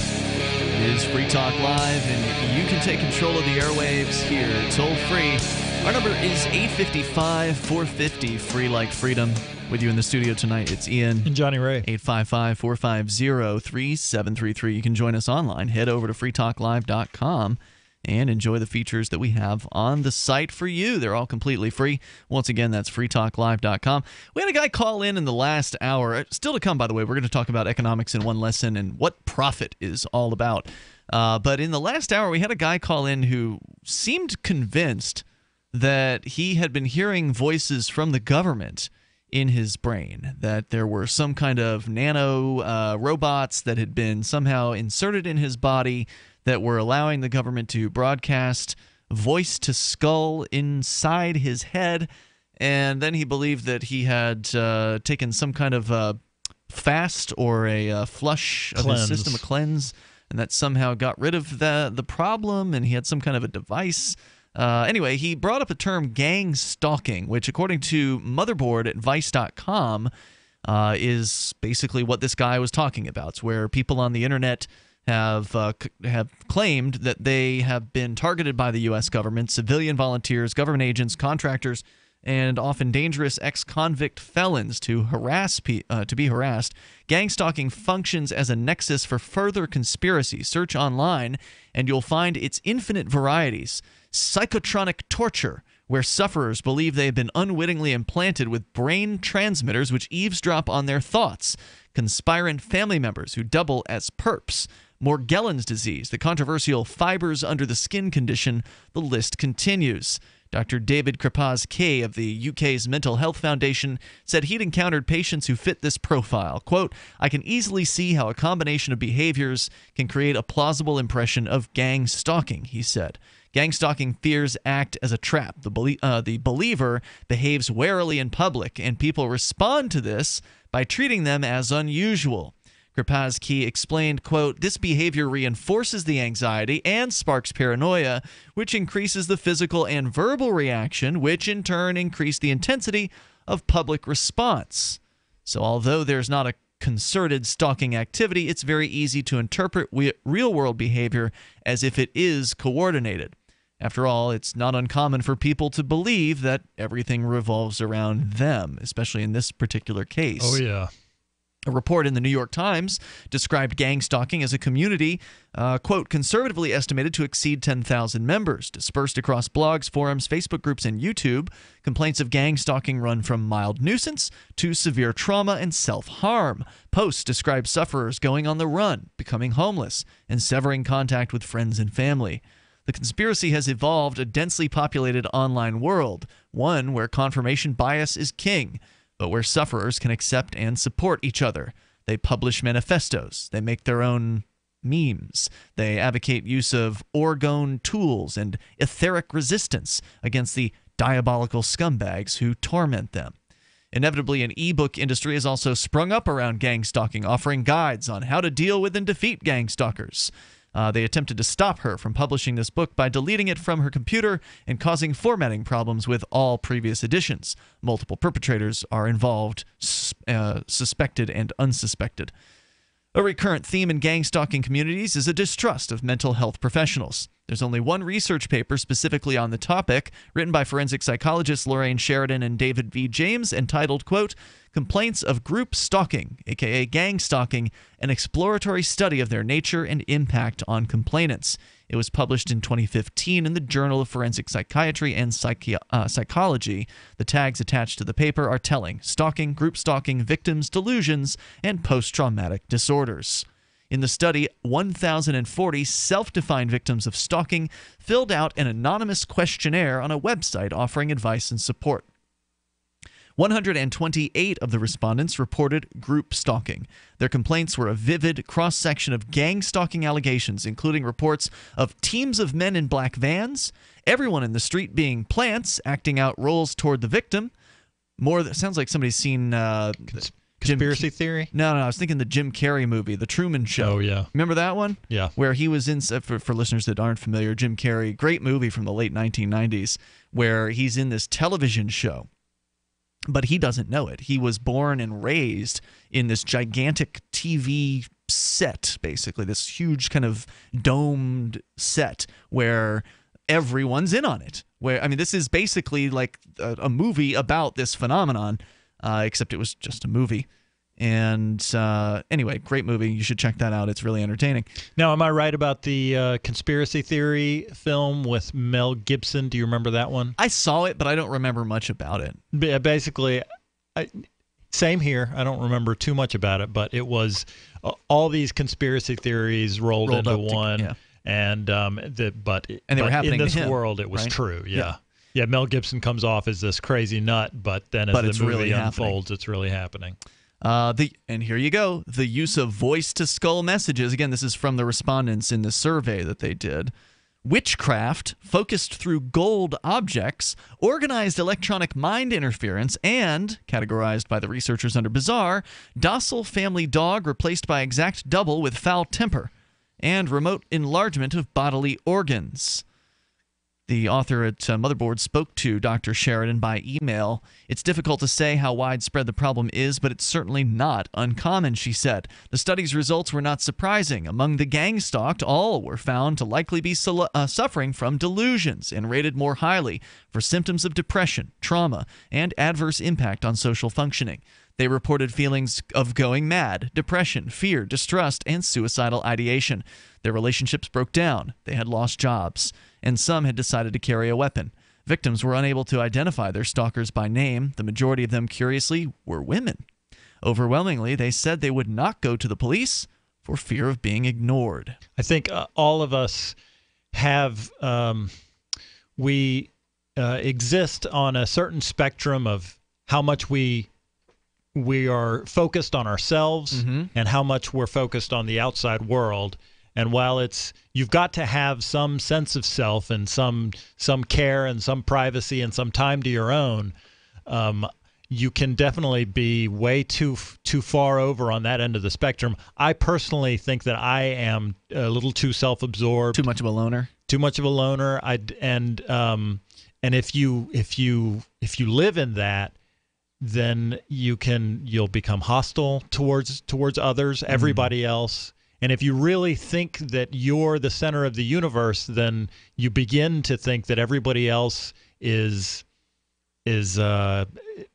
acting out a role around you. You can think that you're getting lost in your own head. Yeah, and you're part of some kind of intrigue, and everybody around you is in on it. And then when you start, just like the article said, you start behaving really strangely because of that, then people behave strangely towards you, and it reinforces it. Let's go to Jamil in Northern Virginia, listening online. Go ahead, Jamil. You're on Free Talk Live. Jamil in Virginia. Going once. Hey, you're on the air. Go ahead. Yeah. Hey, Ethan, Johnny Ray. It's me, Jamil. I'm actually calling from Norfolk, Virginia. Oh, welcome. Yeah. And, I didn't get a chance to call you like I usually do on Saturday. It would be being overcome with the ELF rays from HARP, keeping the black at bay right now. So, what you do is you get a bag of Lay's and you empty it out. You put 2 holes in it so you can see out of it and put it over your head. Tinfoil, yeah, exactly. Box of microwaves, definitely. But I wanted to call you about Millennials. Yeah. Not so much the millennials themselves, but just the word, the concept. This all too many times it's all over the place on the internet, on TV. You hear the word just thrown around. Even like a lot of callers on this show, they'll almost use it as a generalized insult in the name of this generation that I belong to, and just the idea that millennials are terrible workers. Millennials are raised to believe in this and believe in socialism or collectivism, or they brainwashing liberal values, or they're too far gone. They're too this. They're ruining Black Friday, but not just saying that. They're ruining restaurants by staying in all the time instead of going out on dates. And they're pretty much for the downfall of everything. Society, pretty much. Jamil, hold on. I want to hear more about this, if you would. Hang on. We're going to bring you back here in moments. The toll-free number to join us is 855-450, free like freedom. This is the live Sunday edition of Free Talk Live. If your dog has shedding, dry skin, excessive scratching, I would recommend Dynovite. Order a 90-day supply of Dynovite for your dog this week. We'll send you a bottle of Super Mega Fish Oil free. Packed with omega-3, DHA, and EPA fatty acids. Super Mega is great for your dog's immune system, healthy skin, and soft, shiny fur. Try Super Omega Fish Oil. Free this week at Dynovite.com. Just feed your dog right. Use Dynovite. Dynovite for life. DINOVITE.com.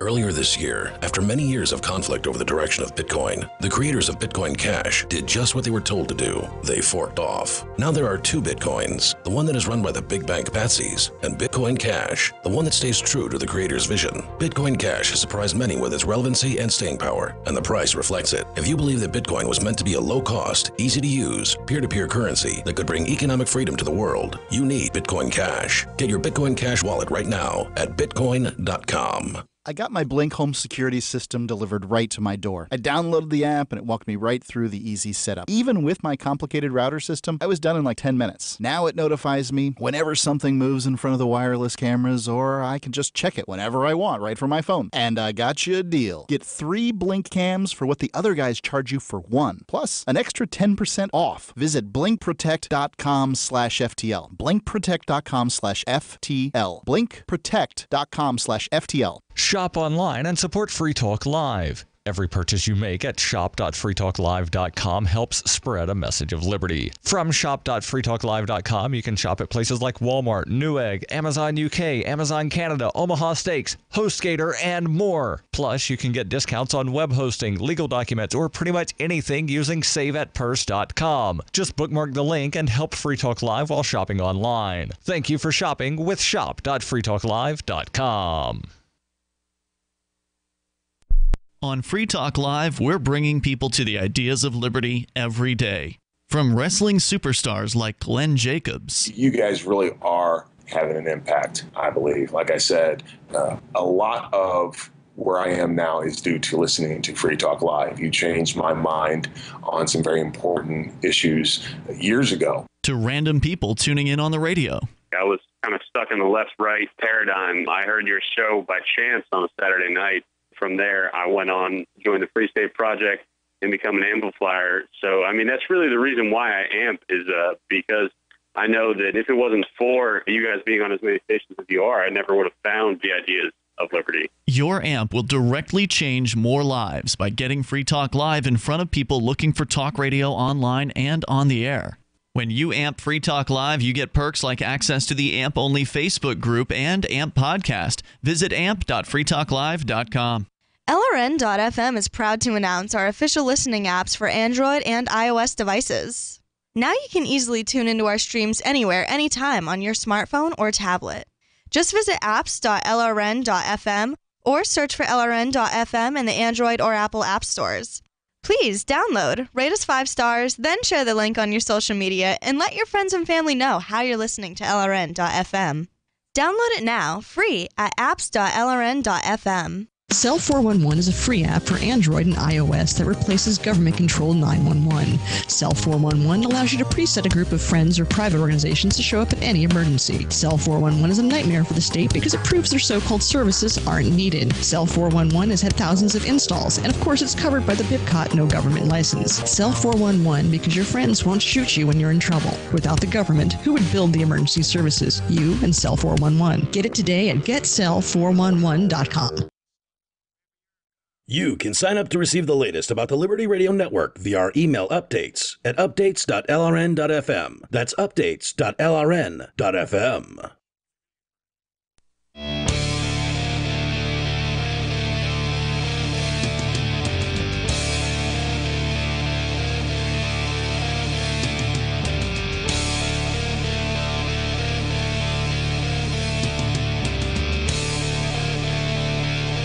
This is Free Talk Live. You dial toll-free if you want to join us on the radio on this live Sunday edition of Free Talk Live. Our number is 855-450, free like freedom. Joining you here tonight, you've got Ian. And Johnny Ray. Also, if you're trying to find the perfect gift for somebody that you care about this holiday season, which, of course, the holidays are fast approaching, now would be a good time to get your shopping taken care of. Here at the Free Talk Live studios, we've enjoyed the products from Omaha Steaks. And you want to talk about a perfect gift. I mean, everybody loves good food. And Omaha Steaks is fantastic food. It comes to you in, special delivery. It's in actually like a cooler that has dry ice in it. So it is cold when it gets to you. And when I say it, I mean a huge family gift pack, which you can get from Omaha Steaks for just $49.99. You go to omahasteaks.com and enter code FTL, like Free Talk Live, in the search bar. It gets you 75% off the family gift pack. Of course, you also have access to over 500 gourmet gift ideas, the most flavorful tender aged beef, seafood, poultry, pork, veal, lamb, veggies, desserts, appetizers, pasta, soup, seasoning, sauces, and more. They've got a huge selection over at omahasteaks.com. We've loved their products here in the studio. And right now, Omaha Steaks is giving savings just to Free Talk Live listeners over at omahasteaks.com. Use code FTL in the search bar, and you'll get the following items in the family gift pack for less than $50. 2 filet mignons, 2 top sirloins, 2 boneless pork chops, 4 boneless chicken breasts, 4 kielbasa sausages, 4 burgers, 4 potatoes au gratin, 4 caramel apple tartlets, and 1 Omaha Steak seasoning packet. Plus, they'll throw in 4 additional kielbasa sausages for free.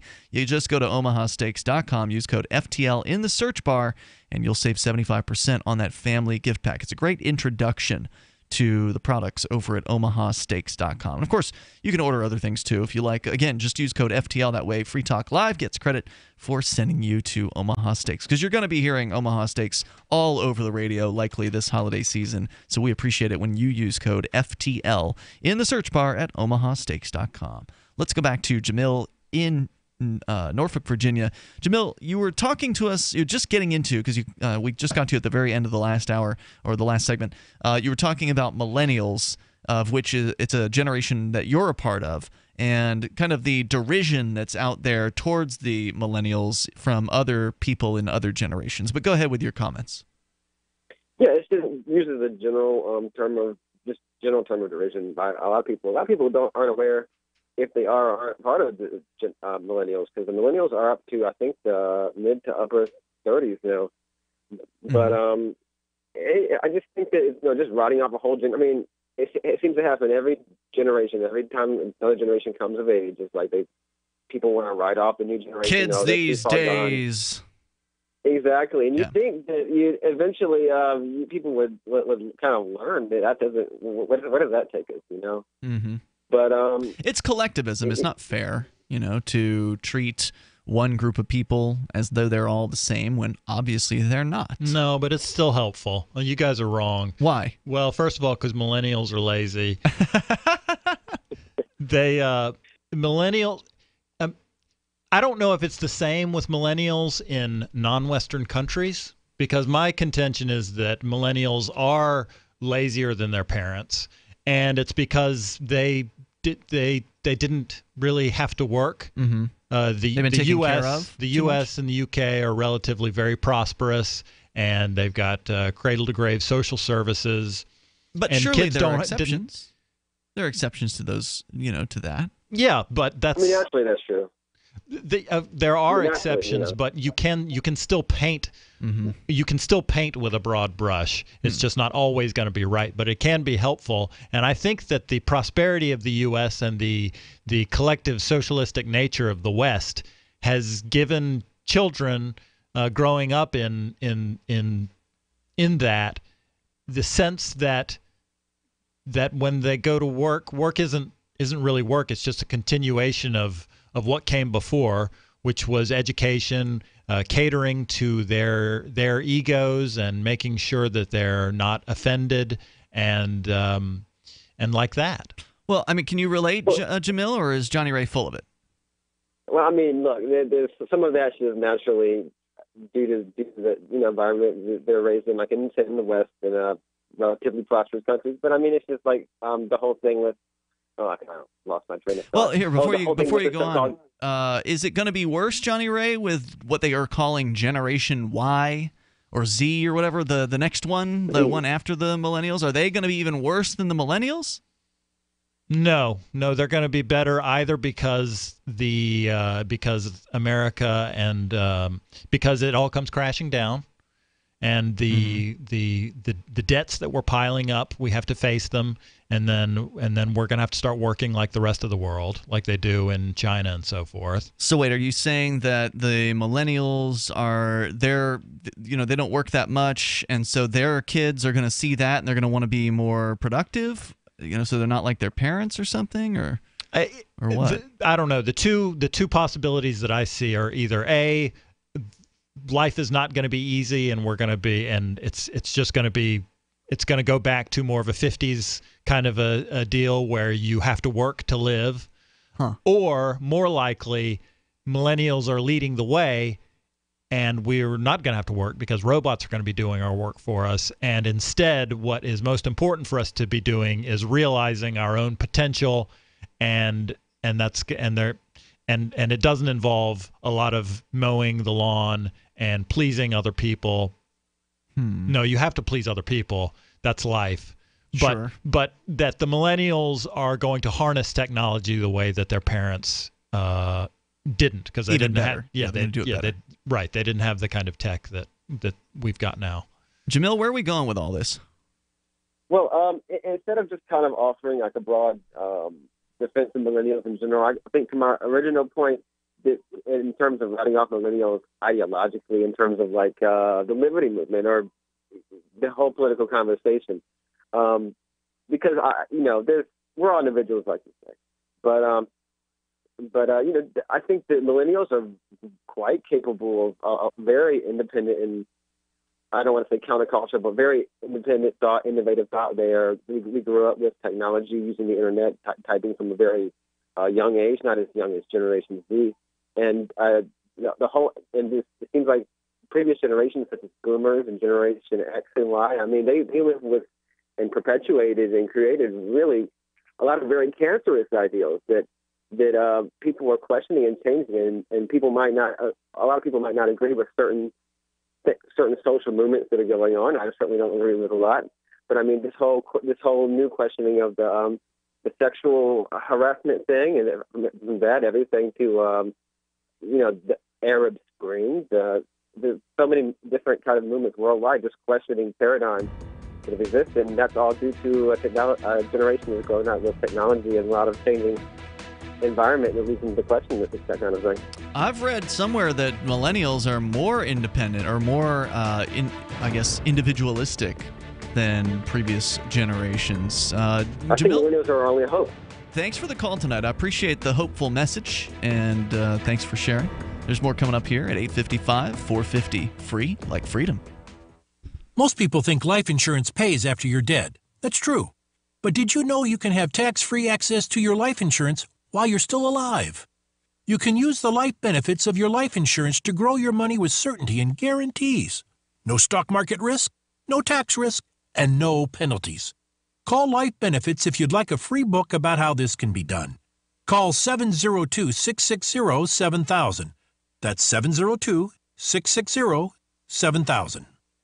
A commemorative President Trump dollar for only $5? Yes, the historic Trump dollar starts at only $5 at TrumpDollar.us. Choose from our unique 3-coin collection in gold, silver, and copper. The Vote Trump dollar, Inaugural Trump dollar, and Make America Great Again Trump dollar. Available only at TrumpDollar.us. Minted in the USA, our Trump dollars commemorate President Trump's patriotic stand. Order your Trump dollar collection today in time for Christmas delivery at TrumpDollar.us. That's TrumpDollar.us. The Free State Project has reached its goal of 20,000 liberty lovers who've pledged to move to New Hampshire and get active to achieve liberty in our lifetime. Perhaps you're trying to figure out what part of New Hampshire should be your destination. If so, consider Keene. You'll find more than 150 reasons to move to Keene at move.freekeene.com. Keene is famous for its historic, publicity-generating activism, as well as being the liberty media capital of the world. It's home to freekeene.com, New Hampshire's destination for liberty activism, news, and opinion. For years, we've been compiling over 150 reasons to move to Keene at move.freekeene.com, where you'll learn about some of what's happening here and what makes Keene a great place to live. If you love liberty, you'll probably enjoy anywhere you end up in the Shire. But do your due diligence first. Please visit move.freekeene.com for the full list of over 150 reasons to move to Keene. That's move.freekeene.com. We've all heard about blockchain assets like Dogecoin, Ether, and Ripple. Bitcoin isn't the only player in the blockchain game any longer. And for those of us wondering how to get our hands on these digital assets, finally, there's a solution. Shapeshift.io allows you to buy and sell between your digital assets and Bitcoin instantly between your own digital wallets. I've used it with ease. Shapeshift.io. There's no account or email address needed. You send them the crypto you want to sell. They send back the crypto you want to buy. It's that easy. Shapeshift.io. There are lots of ways to listen to Free Talk Live. Our podcast has been around since podcasts began, and now the FTL feed is loaded with content besides our full show archives. Did you know that we make it easy for you to customize your podcast subscriptions? We have different feeds, one that includes only our full shows, one with just the Daily Digest, and one with just the Edgington Post. You decide what you listen to. It's quick and easy to customize your feeds at feeds.freetalklive.com. That's feeds.freetalklive.com. This is Michael Dean from the Freedom Fiends. I've run websites since 1996 and have used over a dozen web hosts in that time. AgristHosting.com is the only one that hasn't broken my heart. Agrist Hosting's uptime and service is stellar, and their DDoS mitigation is the best I've seen. That's important because if you tell the truth in this world, you'll ruffle feathers. And some people will try dirty tricks to silence your voice. No matter what the haters hit us with, Agrist Hosting keeps our websites online. If you have a mission-critical commercial presence or a world-changing activism site, you cannot tolerate any skullduggery. So go with AgristHosting.com. Have a WordPress or blog site, but you're not satisfied with performance or uptime? Or just want raw hosting? Want to pay with Bitcoin? Agrist Hosting specializes in high-performance hosting with personalized service. Go to AgristHosting.com and click on the button that says Get Hosted. That's AgristHosting.com.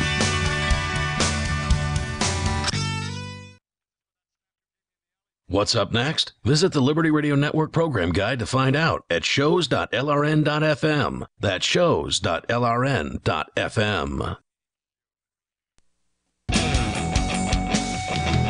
It's Free Talk Live, and you can dial toll-free to join us on the radio. Our number is 855-450-FREE like freedom.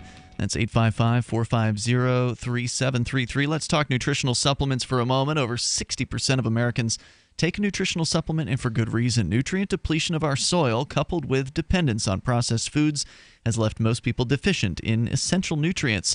But where do you start? If you visit a naturopath, you'll likely be told a cheap vitamin mineral supplement doesn't cut it. You'll also need probiotics, enzymes, antioxidants, and other nutrients. By the time it's all said and done, you're buying 5 bottles of product and spending $150 a month. If that's a situation you've experienced, then you need to know about Whole Food Multi-Complete. For 15 years, Whole Food Multi-Complete has been quietly providing what the big guys won't, the perfect blend of supplements in a single product. They've taken the expense and complexity equity out of following a complete supplement program. So visit simplifymysupplements.com to learn more and use coupon code FTL like Free Talk Live to receive 10% off of your order every time you order. Satisfaction guaranteed or your money back. And they do take Bitcoin, so head over to simplifymysupplements.com. And if you want to use Bitcoin, you do have to shoot them an email to get set up with that. Use coupon code FTL for that 10% off at simplifymysupplements.com. As we go to Temper is on the line with us here on Skype. Go ahead, Temper. Yeah, so I'm down in Florida. I'm normally in Missouri, and I attended the City of Homestead's city council meeting. All right. And they require that you fill out a form in order to speak at 4:30. The meeting's at 6. And I did that, but I was with a... So you have to get there an hour and a half early just to sign up to speak? Yes. Wow, that's ridiculous. Well, it gets worse. Okay. That's just the start. And so what they did was, since I went with a guy that they don't like, he speaks all the time and says stuff that they don't like. And so because I was with him, they just removed my form, and I wasn't allowed to speak. Wow. And what's worse about it is, like, they've been labeling this guy as mentally ill because they don't like him. And that's a good way to discredit somebody. Sure. And so them doing all these actions to try to prevent him from speaking, like, they're saying that he filled out my card, but it's in my handwriting. That's all I can tell you. And because they're saying that he filled out the card, they threw him away. Huh. But they've labeled him mentally ill. So he's like protected by the ADA, by their own standards. Right. And I'm protected by the ADA for the same reason. So, like, it's blanket discrimination. Sounds like it. What are you, or is he going to do about this? Well, it's I believe that you said you were from Florida. I am originally, yeah. Do you mind if I ask you what parts of Florida? I'm from the west coast of Sarasota. Okay. Well, I don't know if there's rampant corruption over there, but... Of course there is. It's government. I mean, there's corruption everywhere there's government. Well, that's true, but I mean you encountered, I remember your previous calls when you were calling from Missouri, you encountered some corruption in your hometown. I mean, there's, whenever there's people and power, you're going to find them abusing it. Well, that's definitely true, but South Florida seems particularly corrupt in a lot of ways. Could be. I mean, there's a lot of money in Florida. You've got the retirees, of course, that come there, and they're the bulk of the population in a lot of areas of Florida, and they roll in there from New York and wherever else with a boatload of money, and of course, if there's more money around politicians, then you're probably going to see more corruption. Yeah, in fact, the whole thing was about the fact that down in Florida you could do records requests. In fact, most of the country you could do records requests to government. And so there's a guy down here, the guy I went with, he's been having an ongoing problem with Homestead. And he, for some reason, started including me in his emails. And one of the emails went by, to search 7 emails, they charged them 5 hours at $45 an hour. Whoa. And he's like sued them in court. And in response, the city's lawyers requested my personal emails as part of the hearing, which them not complying with a records request has nothing to do with my emails. I think we can agree with that. Sure. And so I was going to go down there and just be like, hey, I've been doing records requests for 2 years now, and you still can't show me an employee that makes $45 an hour and 45 cents. And they've actually submitted documents with the court saying this. So they're so corrupt and so brazen that they doctor up documents and they do all these things. I thought this guy was making more of it than it is. I mean, I believed him, but I thought, he was... You thought he was blowing it out of proportion. Yes. Yeah, but he wasn't. But But he wasn't. In fact, when I was there, after we filled out the forms, like he asked them for a stamped copy. And I just kind of looked at him like, oh, they're not going to do anything. Well, after waiting 2 hours in this really boring meeting, sure enough, they did something. Like they just pulled a fast one. And see, the interesting thing about it is their rules say that if somebody wants to speak, they may fill out a card and their mayor will allow them to speak. Or the mayor can, or the mayor may let them speak otherwise. So Right. it's not even... So you don't even have to fill out the card. Well, it's discretionary. Yeah. Okay. But like I stood up and said, well, I filled out a card. And then the lady contradicted me and all this stuff. And then they have a sergeant at arms who he actually chased me out of the room. Because I got mad and threw papers in the air and left. And then he chased me like out of the building. And then once I got outside the building, I guess he realized I had gone far enough where they couldn't like trespass me, or I don't know what they were. Was there a video? Is that on video? Yeah, in fact, I sent a Twitter link on the AMP Facebook page. Okay, so the Free Talk Live amplifiers can see that over in the AMP Facebook group. All right, well, cool, Jason. Why are you down in Florida? Did you move down there, or are you just visiting? No, my aunt lives in around Cocoa Beach area, and I actually drove from Cocoa Beach down to Homestead, Florida. It's like a 3-4 hour drive. Just to go to a city council meeting with this guy that you just wanted to kind of hang out? Yeah. Wow, that is an unusual thing to do when you're on a vacation, is to go to the city council meeting, one of the most boring fight things. corruption. I'm so glad that people there's a very small segment of people in the activism movement who actually enjoy going to these things, because most people hate it. Although I wish we could get more people to do that kind of activism up here in New Hampshire, which is why it's so important for us to gather like-minded people together in the same place, so we can have more people doing the things that you're doing, holding these bureaucrats accountable, these city councilors accountable in their own meetings, and making their life a living hell. I don't think so. No way. No, it's a waste of time. Is it? Yeah, it's like you're trying to repair a house that's built on a broken foundation. Corruption is never going to go away because government power is illegitimate. And corruption is when they take that power and they use it to help themselves and their friends. And that power has to be used. So are they going to use it to help their enemies?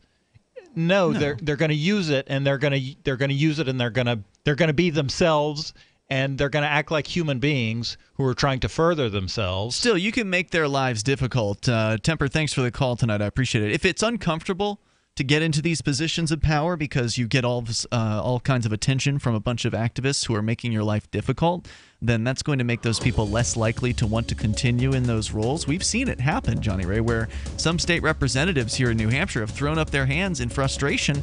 They can't get their big government bills passed because there's libertarians who got elected. And there's libertarians who are in there lobbying, like Darryl Perry with his Liberty Lobby over at libertylobby.info. That is making life difficult for these people, with Vermin Supreme filing lawsuit against the city of Concord. We'll tell you about it coming up. Whether you share content as a curator or produce it as a creator, the source of your advertising revenue is often limited by intermediaries like YouTube. What if there was a way to connect content creators directly with advertisers, decentralizing attention-based market advertising transactions and putting the control back into the hands of content owners? Introducing the revolutionary Signal Token Protocol by Spective VR. Partnered with Blend Media, the largest network of 360 video content in the world, and featured on Fox Business's Innovations, Spective VR is a 360 VR streaming platform created to be the first use case and early adopter of the Signal Token Protocol, driving real use and allowing Spective to optimize their platform. SpectiveVR.com is hosting a pre-ICO for Signal tokens starting December 8th at a 40% bonus. For early access to the token sale and an exclusive 60% token bonus, sign up for the email list at SpectiveVR.com. If you or someone you care about loves outdoor adventure, then check out slingbow.com for some unique holiday gift ideas. That's slingbow.com, where we have some innovative new products for the archer, hunter, or bow fishing enthusiast in your family. Now through January, use the promo code HOLIDAY to get free shipping in the U.S. or Canada. And from all of us at Slingbow Industries, have a safe, joyous, and peaceful holiday season. Anytime, any place, anywhere, radio remains the most intimate of all forms of media. At home, at work, in the car, on smartphones. Over 90% of consumers still listen to radio every week. That makes choosing radio as a place to advertise your business one of the best decisions you can make. Email advertise@gcnlive.com and partner up with an experienced GCN representative. Advertise@gcnlive.com. Easy, affordable, effective. Is spreading the message of liberty, cryptocurrency, and peace around the globe worth $2 per month to you? As you may already know, in addition to our internet feed, LRN.FM broadcasts on free-to-air satellite across North and Central America, as well as Sub-Saharan Africa. And we've been available on satellite for free 24/7 since 2010. The LRN.FM free-to-air satellite signal is reaching some of the most oppressive regimes in the world, and there's no doubt our ideas are making an impact. You can learn more about the channel's impact by watching the 3-minute video at fund.lrn.fm. If you'd like to help free minds globally with our ideas of liberty, cryptocurrency, and peace, you can donate as little as $2 per month via fund.lrn.fm. You can help us continue and expand our satellite broadcast to multiple continents. Visit fund.lrn.fm today, and thank you for your help. Don't forget to share the link on social media. That's fund.lrn.fm. The 3 most important things you can do for Free Talk Live are: 1, share 1 episode a week on Facebook or in some other social networking site. 2, buy the things you buy online through shop.freetalklive.com. 3, give $5 a month to the AMP program. It's my firm belief that Free Talk Live's AMP program is the best use of your charitable dollar among liberty-oriented organizations. Support all the organizations you love, but make sure you give $5 a month to AMP at amp.freetalklive.com. When you hear the word lobbyist, you probably think about greedy corporations, but not all lobbyists are the same. Some are fighting for the freedoms you hold dear. Liberty Lobby LLC is doing just that in New Hampshire, working hard to represent you, not some special interest group. You can help by going to libertylobby.info, where your contribution will give us the tools we need to ensure that your voice is heard. Visit libertylobby.info today to find out more. If you enjoy LRN.FM, please contribute to your favorite shows via their websites and become an amplifier at amp.lrn.fm. That's amp.lrn.fm.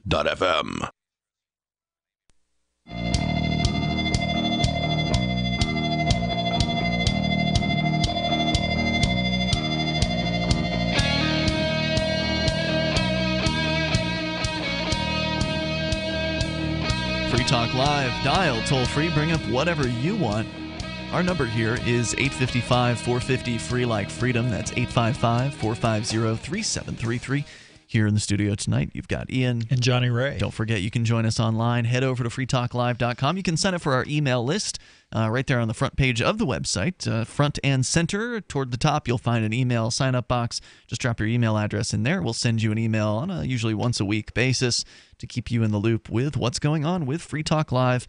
And like everything else on our website, it's totally free. So once again, go to freetalklive.com. I wanted to continue, Jonny Ray, on what you were talking about. We were discussing corruption in government, and I was saying to our caller there, Temper, that it's great that people are getting involved in making the lives of bureaucrats difficult. And you said it's a waste of time, that corruption's not going away, political power is there, and it's entrenched. And I don't want to put words in your mouth, but, it's not going away. Yeah, basically what I mean is you need to tear the whole thing down. Well, that's easier said than done, though. I mean, what is the path that you see to tearing the whole thing down? Crypto. Spending cryptocurrency? Saving cryptocurrency? It's it's moving forward instead of trying to fix a broken system. It's agorism. It's offering something better instead of trying to complain about something that isn't working. I agree with you there. I think that using cryptocurrency, saving cryptocurrency, spreading cryptocurrency, these are all things that I do a lot of. I mean, this is probably one of my primary forms of activism these days, is turning businesses and individuals onto cryptocurrency here in the Keene, New Hampshire area. So I'm doing that, Johnny Ray. But I'm also going to the State House and I'm testifying on, let's say, the cryptocurrency protection bill that happened earlier this year that basically made New Hampshire the opposite of New York. I don't know if you've heard about New York, but they created what's called the BIT license back, I think it was in 2015, which is one of the most oppressive anti-crypto pieces of regulations that have existed in the United States. New York's the worst state. And I think Washington State's now trying to emulate them with some similar legislation. But New York was the first and the worst. And there's a reason, New York's the 50th least free state. It's a terrible place to live as far as the size and the scope of the government is concerned. But they basically made it near impossible to run cryptocurrency businesses in the state of New York. You've got to jump through all kinds of hoops, have $100,000 to, put down on the licensing process. And, I mean, it's just insane. It has driven business out of that state. New Hampshire's government actually passed something that I consider to be basically the legislative opposite of the BIT license. In New Hampshire, they've actually explicitly protected businesses from being regulated by the government if they're doing business only in cryptocurrency. So if it's like a crypto-only exchange where you can exchange Bitcoin with Dash, with Monero, with whatever other cryptocurrencies, then that is not subject to being considered a money transmitter under New Hampshire statutes. And that's something that came about because the libertarians and the Bitcoiners here in New Hampshire took the time to attend the meetings of the state representatives. They had a commission to study cryptocurrency, to which one of the libertarians was appointed as the governor's representative to that particular committee. We had several attendees coming just from the Keene area alone. In fact, the bulk of the attendees to these meetings came from the Keene area. And, we had things to say to these people about cryptocurrency, and we informed them about it. And it turns out that some of the state representatives, some of the state senators, they already have cryptocurrency. They're interested in it. It would seem to be, and while I understand and generally agree with your sentiment, like, if your time is limited, and all of our time is limited, we should focus on the most productive ways that we can spend our time. And certainly creating alternatives and promoting those alternatives is a very, very good thing to do. But in the meanwhile, between now and the end of the state, which, would be nice if we saw in our lifetime, but that might be a little optimistic.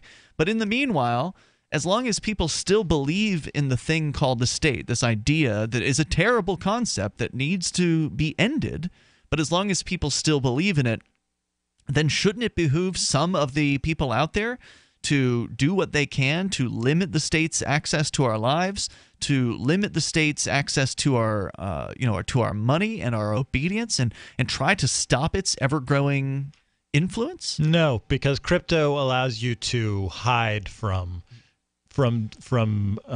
these illegitimate would-be controllers of your life. Mm-hmm.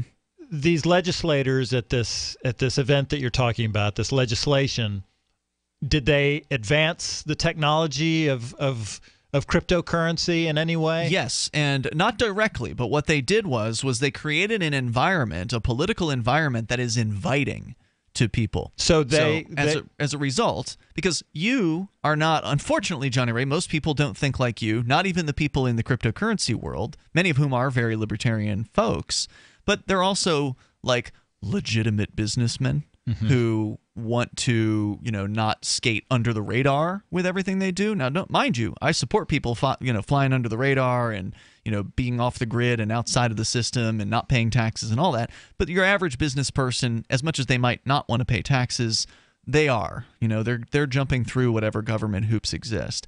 And so when a business owner like Bruce Fenton, who we had on the show from the cryptocurrency conference that happened on Friday, which he threw, Bruce decided to move to New Hampshire, of all of the places in the world. And he's lived in a lot of places around the world. He was talking about this in his closing speech at the convention, that he could have moved anywhere. I mean, he's doing very, very well. He was already successful before he got into cryptocurrency financially, and now he's good.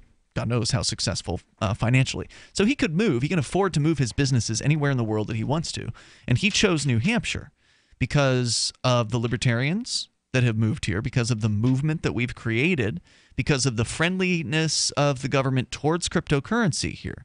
So if it turns out, Johnny Ray, that this cryptocurrency protection that has been put into state legislation, to the state statutes, actually attracts more cryptocurrency advocates, more cryptocurrency businesses and entrepreneurs to this geographic area, is that a good thing or a bad thing for cryptocurrency? That's a good thing. Will that result in more development, more innovation, more products and services being created for cryptocurrency in this place?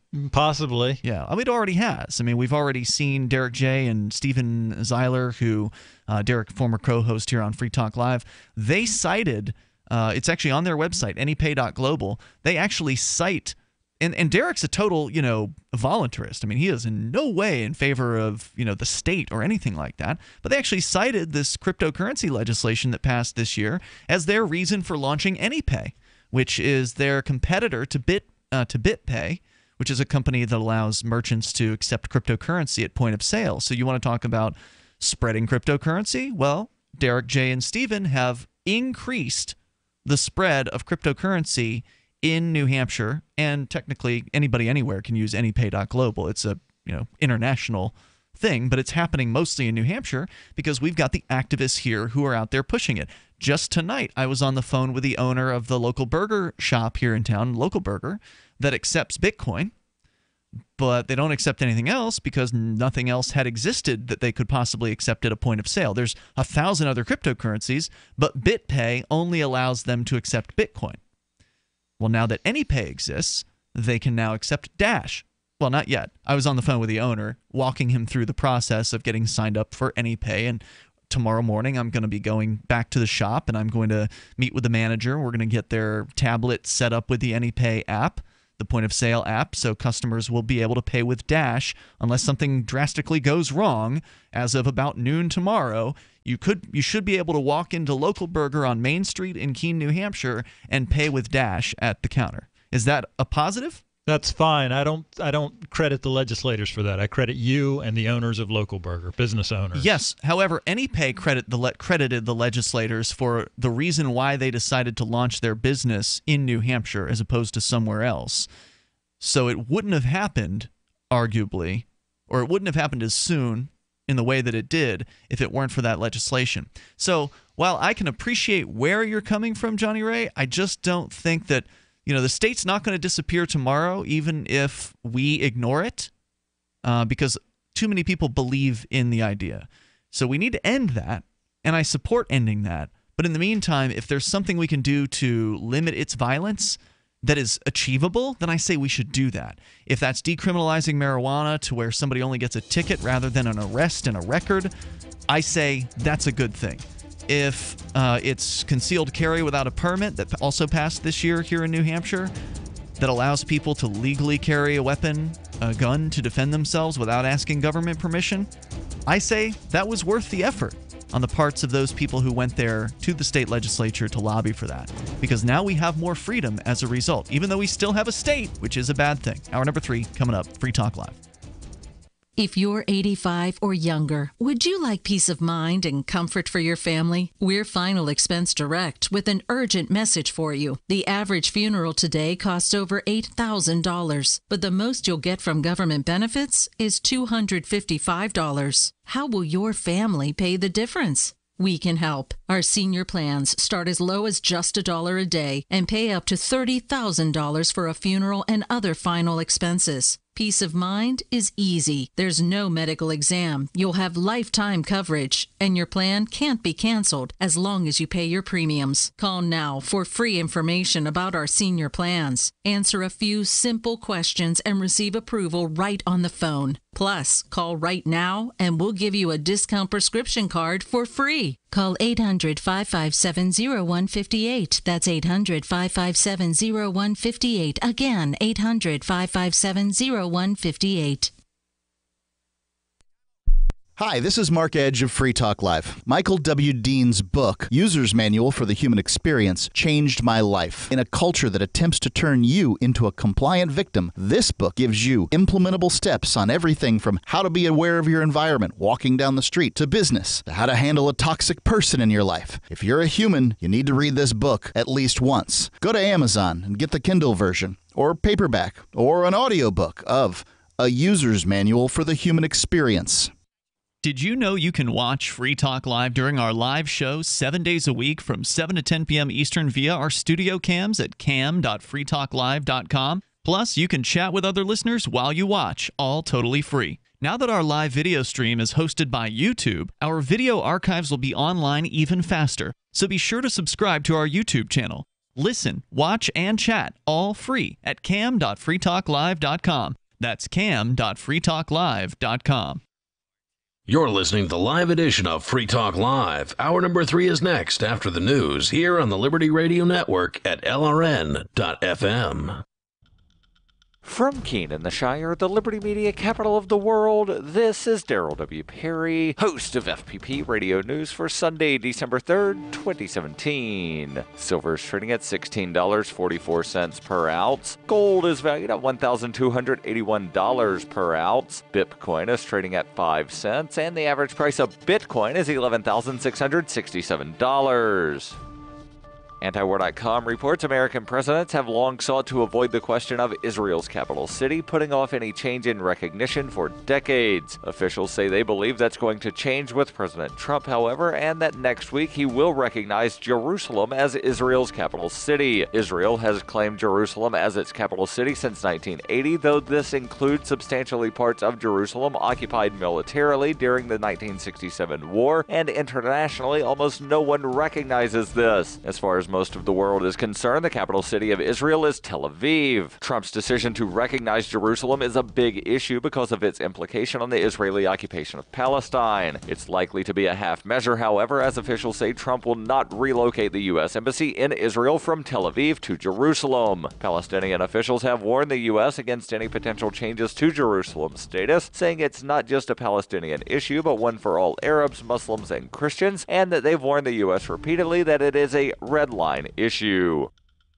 For over 40 years, Roberts & Roberts Brokerage has been a trusted source for buying and selling precious metals. Gold, silver, platinum, and palladium. They don't feed the banks. They're Bitcoin preferred and have removed the minimum purchase amount for all orders paid in the digital currency. Call Roberts & Roberts Brokerage today for knowledgeable advice on buying and selling precious metals and a forward-thinking approach to new technologies. 800-874-9760 or visit online at rrbi.co.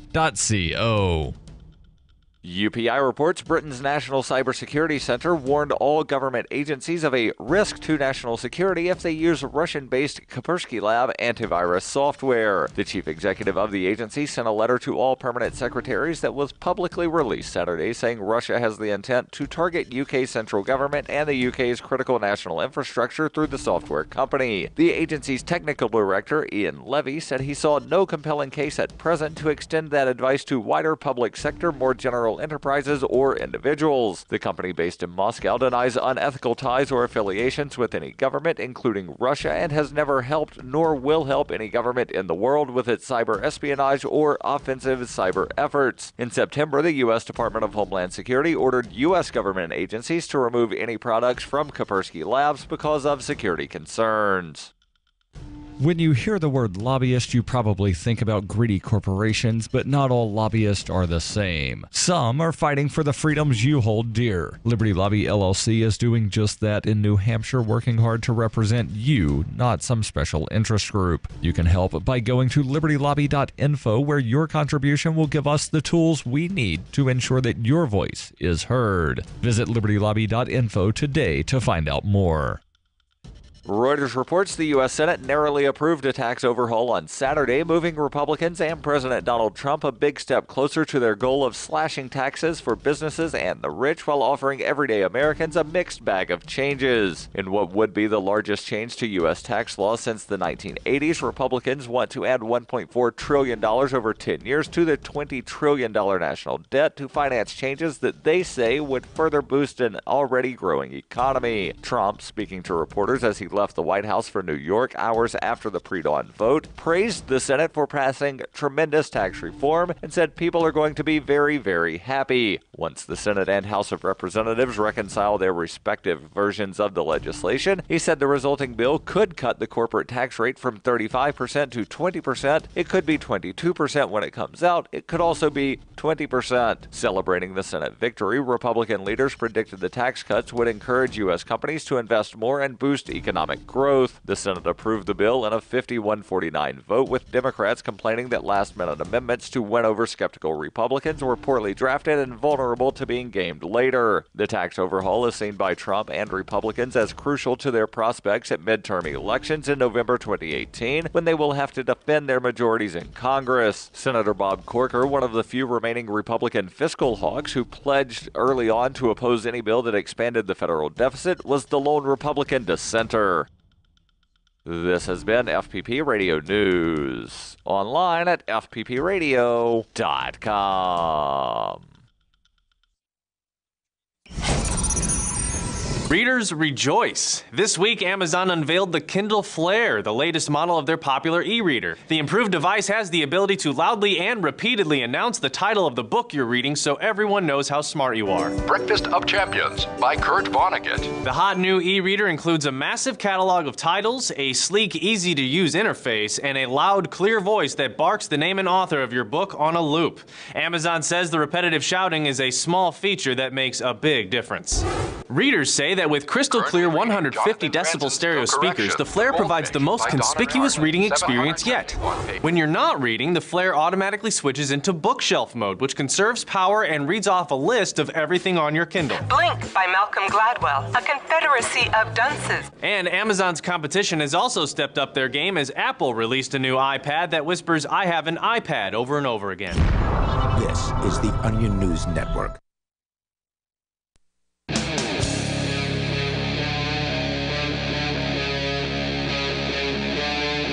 Free Talk Live.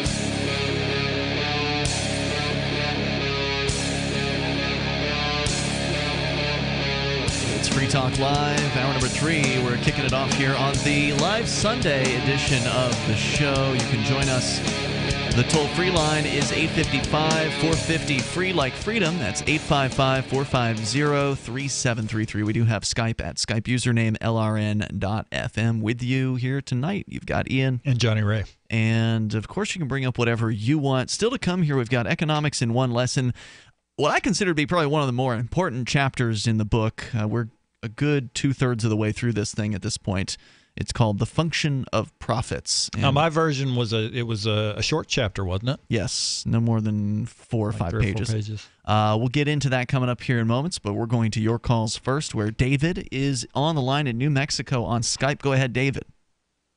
Hey, yeah, I want to go back to Temper's call and highlight something that he said. He had said that he was going to the city council meeting, and that was in Florida, with a friend, and the city council had declared, however they would do that, declared his friend mentally ill, and then lumped Temper in with that as well, and therefore was using that against them to bar them from speaking. Was that correct? That's what he said. Right, yeah. And this actually ties into what you were talking about last night as well, is the of the many different things that people in power have grasped onto, which is virtually everything, as a way to control the people. That is one more, in the 10 years I've been fighting these court cases, that's one more of the recurring themes that has happened to me and that I've seen. In my case, what they did was, based on the false insinuations that dragged me into the courtroom in the first place, what the judge then did is said simply, and they wouldn't have got away with any of this if I'd have known the law back then, or if I'd have been able to afford a lawyer at that time, or had been appointed one at that time. But because I didn't know the law and I didn't have a lawyer, the judge was able to say that based on a woman making a phone call to the judge directly and speaking out of court, hearsay, unverified, and then refusing my demand to bring the woman into the courtroom, she illegally ordered me to go get psychologically evaluated, and of course, as an idiot, I said, absolutely, because there's nothing there. And so, but what happens is, if you've ever read the DSM, for instance, the Diagnostic Statistical Manual, or whatever it is that psychological professionals use as a template to label people. If you've ever read that thing, which they change, every 5 or so years or whatever it is, they amend it to suit their updated needs. Hiding behind the fact that they say they're updating it to suit new medical knowledge, but what they're doing just as much is suiting it or to match their needs to manipulate people. But if you read that thing, and if you read the symptoms to qualify for any of these hundreds and hundreds of different mental health conditions, if you read them, you can self-identify and then also think of other people that you know.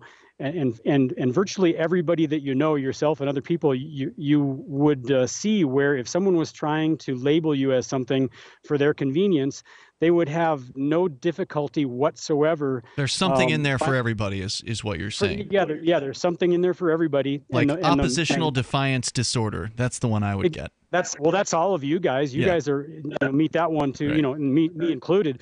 And the point is that this is a tactic that they use to violate people, to shut them up, to put them in their place. They can literally put you in a cage based on what if a psychologist or psychiatrist or even or a doctor even, but a psychologist or a psychiatrist says that, I see that I put it on my license that this person fits this description and therefore they're dangerous and they should either be in jail or be in a hospital, or, for instance, have no contact with their children. And in my case, what they did is they said that I shouldn't have contact with my children until I do A, B, C, and they made a little list of this group therapy and this individual therapy and crap like that. And so I did all that stuff. And then the court still did not give me back access to my children, even after I jumped through all those hoops. The point, they will use that to retaliate. And what people should do, or I guess I won't tell other people what to do. If I could do it over again, knowing now what I didn't know then, is number one, if I'd have known the law, I'd have just said, good joke, judge, because you have no legal standing, no jurisdiction to order me to any court evaluation because I didn't do anything that warrants it. But I would have been better to, no matter what fight I had with the judge, I would be better to have fought that fight, saying, no, I'm not subjecting myself to that illegal search and seizure. And that's exactly what a forced medical evaluation is, without grounds. That's an illegal search and seizure, no different than forcing you to open the trunk to your car when they have no reasonable suspicion or probable cause, because they had no reasonable suspicion or probable cause to send me to a psych eval, which caused. So I should have fought that fight rather than fighting the fight for my children. I should have fought the fight to deny them that illegal search. Maybe somebody can learn from your example. David, thanks for the call tonight. The toll-free number is 855-450, free like freedom. Russ is in Albuquerque. Also, you're on Free Talk Live. Hello, Russ. Oh, and he just dropped off the line. The toll-free number here is 855-450, free like freedom. Ian. Yes, Johnny Ray. During the leadership of General Secretary Leonid Brezhnev, the Soviet Union, psychiatry was used to disable and remove from society political opponents who openly expressed beliefs that contradicted the official dogma.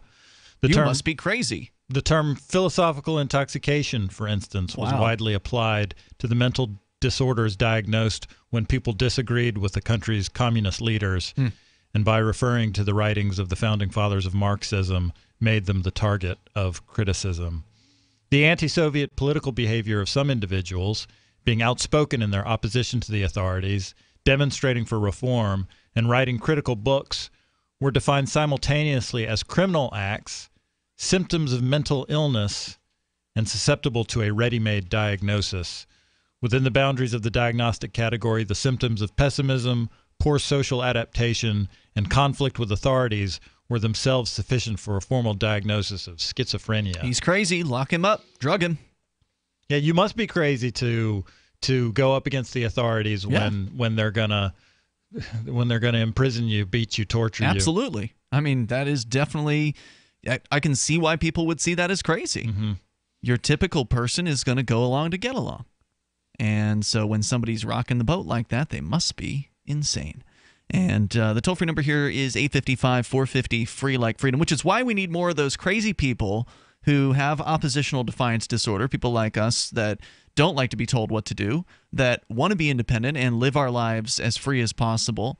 Of course, you can't be completely independent. You still have to depend on others to help you live your life. But, the people who don't want to be told what to do by so-called authorities and all that and want to live as free as possible, if we get more of those people together in the same geographic area, then the less crazy we seem. If you're the only libertarian in your area or the only voluntarist or anarchist or whatever, or you feel like you're the only one, then that's a lonely existence. Whereas here in New Hampshire, where we've got a New Hampshire freedom migration that's been going on here for more than a decade, you've got a strong sense of community within the liberty movement here. There's more libertarians here than you could possibly get to know. You can have more libertarian friends than you can possibly have. Like, you couldn't know them all. And you don't even want to know them all because not all of them even get along with one another. There are so many of them here. And that's a good problem to have. And we have that here in New Hampshire. We have more libertarians, more voluntarists, more anarchists in one geographic area than anywhere else in the world. And the more of us there are, the more legitimized the ideas of liberty become. Whether you want to do inside the system work or outside the system activism, agorism, creating alternatives, spreading cryptocurrency, the best place to do all of those things is where there are other people who are doing them already and are having success with doing them. So you can either stay where you are and lose, or you can move to New Hampshire and actually you can help us achieve liberty in our lifetime. Go to 101reasonsfilm.com to learn more. More coming up. I got my Blink home security system delivered right to my door. I downloaded the app and it walked me right through the easy setup. Even with my complicated router system, I was done in like 10 minutes. Now it notifies me whenever something moves in front of the wireless cameras, or I can just check it whenever I want right from my phone. And I got you a deal. Get 3 Blink cams for what the other guys charge you for 1, plus an extra 10% off. Visit blinkprotect.com/FTL. blinkprotect.com/FTL. blinkprotect.com/FTL. Do you want to help build a better financial system for everyone? Join Dash. Dash is Digital Cash, a digital money platform designed to replace cash and help people manage their own wealth. It's fast and easy, fees are low, and transactions are confirmed instantly. Dash is decentralized, run by users who earn rewards for helping run the network and make governance decisions. Dash is set up to succeed where other platforms have failed. Give it a try at dash.org. Help people take control over their financial future today. Find out more at dash.org. Have you wanted to get into Bitcoin mining but don't want to deal with the hassle and frustration of operating the mining hardware? Let pool.bitcoin.com handle it for you like I did. Just visit pool.bitcoin.com and use their calculator to estimate what you could end up making. You get to decide which Bitcoin you want to mine. If you already have mining equipment, you're invited to join pool.bitcoin.com. Get all the details and get started mining Bitcoin at pool.bitcoin.com. Shop online and support Free Talk Live. Every purchase you make at shop.freetalklive.com helps spread a message of liberty. From shop.freetalklive.com, you can shop at places like Walmart, Newegg, Amazon UK, Amazon Canada, Omaha Steaks, HostGator, and more. Plus, you can get discounts on web hosting, legal documents, or pretty much anything using saveatpurse.com. Just bookmark the link and help Free Talk Live while shopping online. Thank you for shopping with shop.freetalklive.com. This week, the Forest Service rolled out a brand new Smokey the Bear campaign in which the popular mascot burns to death. They say they hope the shocking turn will get people serious about preventing forest fires for once. The new campaign depicts Smokey the Bear noticing a family leave a flame unattended. Before he can put it out, the entire forest is consumed and Smokey dies in agony while trying to fight the blaze. Despite educating the public for over 70 years, the Forest Service says wildfires have only gotten worse and it was time to take their warnings to the next next level. The new ads aim to show that if Smokey the Bear can be killed by the very type of fire he works so tirelessly to prevent, it could happen to anyone at any time. So what's next for the long-running campaign? Well, now that their primary spokesperson is out of the picture, the Ad Council says the PSAs will shift focus to a new character named Little Brian. He's the boy whose family caused the fire in the first place, and he's grappling with crippling guilt over Smokey's death. This is the Onion News Network. Did you know we've taken our LRN.FM telephone listen line to a new level with the LRN.FM audio on demand line? Now you can call 712-770-8447 anytime and listen to LRN.FM's live feed. And you can listen to a bunch of our original shows on demand. Long distance fees may apply. Just dial 712-770-8447 and choose from the menu. 712-770-8447. Are you sick of government lackeys who say you didn't build that? Are you tired of elitists who think you need a government permission slip for everything? Everything you do is an A to B conversation, and the government should see their way out of it. Create true free markets by adopting the BIPCOT No Government License. The BIPCOT No-Gov license allows use or modification of any product, service, or software except by governments or government agents. Go to bipcot.org. That's Bravo, India, Papa, Charlie, Oscar, Tango.org. You're listening to the best liberty-oriented audio streamed around the clock, on the air and online. This is the Liberty Radio Network at LRN.FM.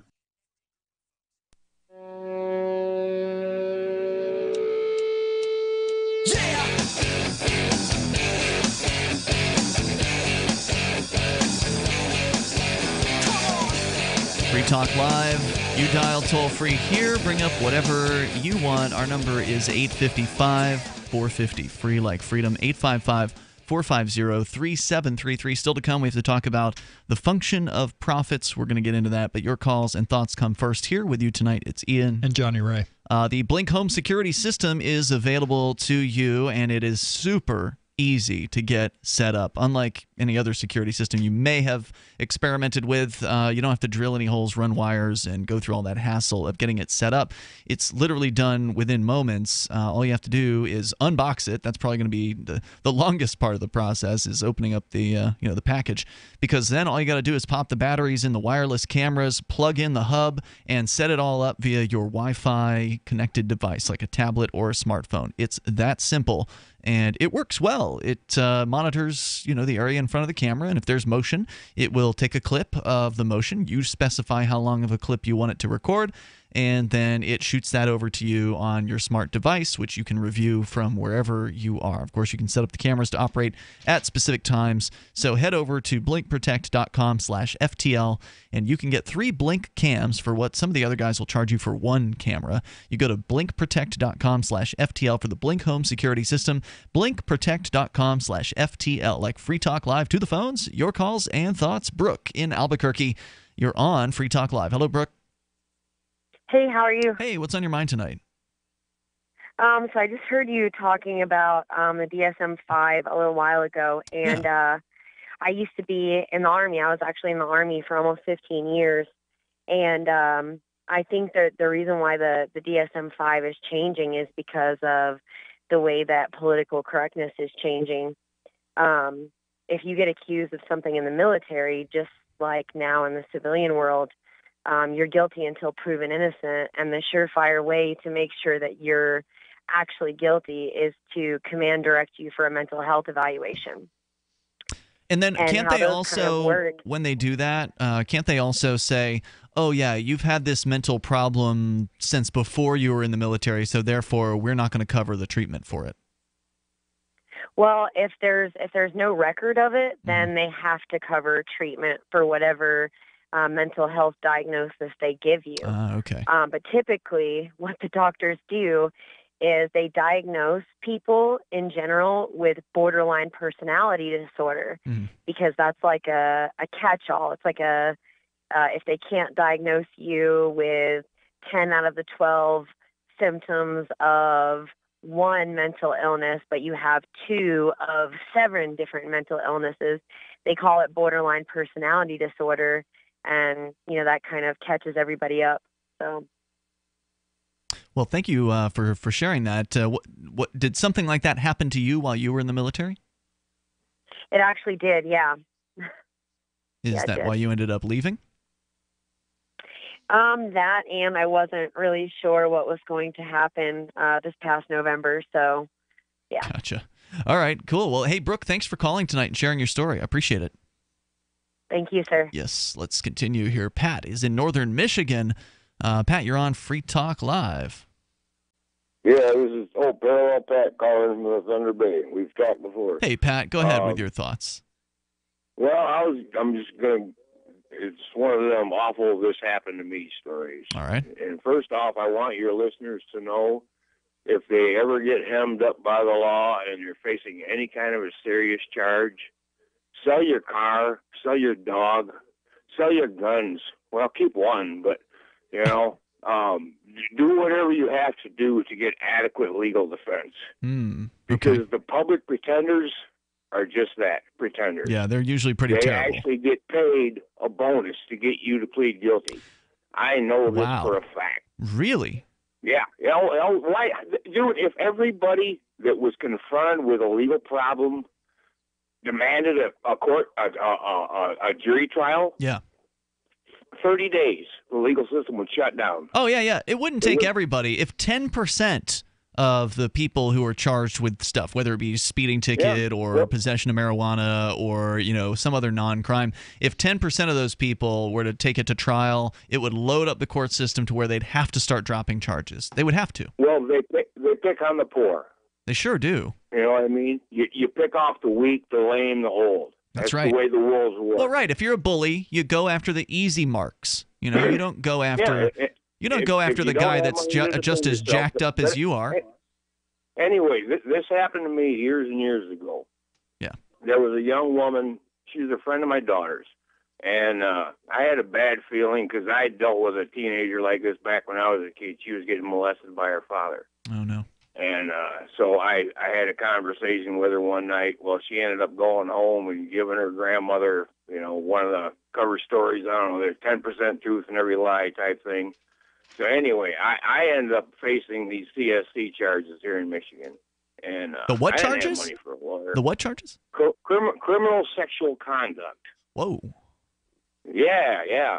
I mean, and they said, oh, we'll plead it down to a misdemeanor. You do 30 days in jail and 10 years on paper. And this is back when the internet was just newfounded, right?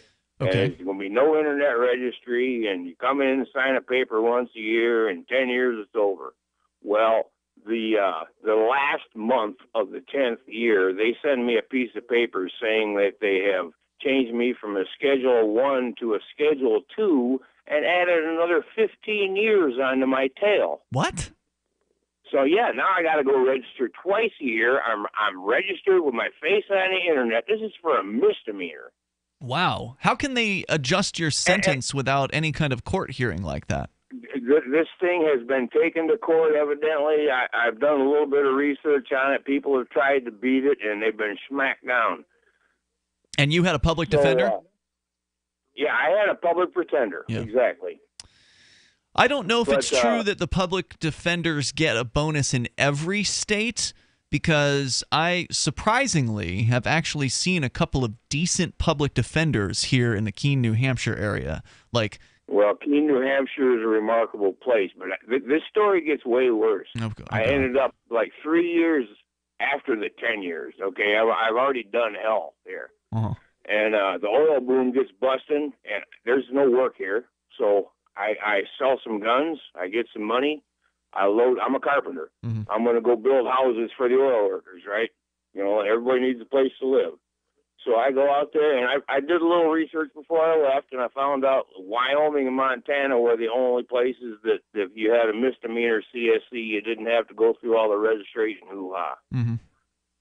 So I ended up in North Dakota for the first year, and it comes time I got to register, and the guy I'm working for, he's building houses on his property, and he don't want the locals. He doesn't want the bad rep of having a child molester on the property. Yeah. Right? So he says, no, you can't use my address. Well, nobody tells you you can register as a transient. I had to find this out after I was in federal custody. So anyway, I bust out of North Dakota because I know I got to register. I ain't got no money to get home. This guy stiffed me for $11,000. Oh my God! All right, hold on. I know you said there's more to your story. Hang on, Pat. We'll bring you back for that here. The nightmare of having one of these sex so-called crimes. We don't really know exactly what he was alleged to have done, but he took a plea deal. There's more coming up here in moments. We'll hear the rest of it, and this is Free Talk Live. This just in. Before your doctor gives you another antibiotic prescription that you don't want, get this free report, The Miracle of Garlic, your first home medicine. This free report is filled with easy kitchen remedies for common colds, flus, sore throats, ear infections, and more. Plus, learn to boost your immunity before you get sick. Go now to gcnwellness.com. Just like it sounds, gcnwellness.com to get your free report, The Miracle of Garlic. Click gcnwellness.com.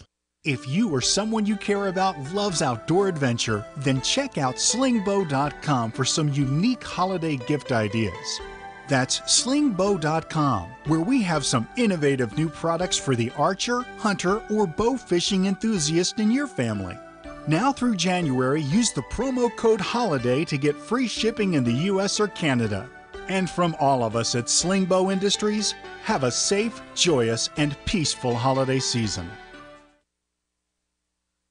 Since time began, tyrants have taken aim at personal liberties. Now there's a movie that aims back.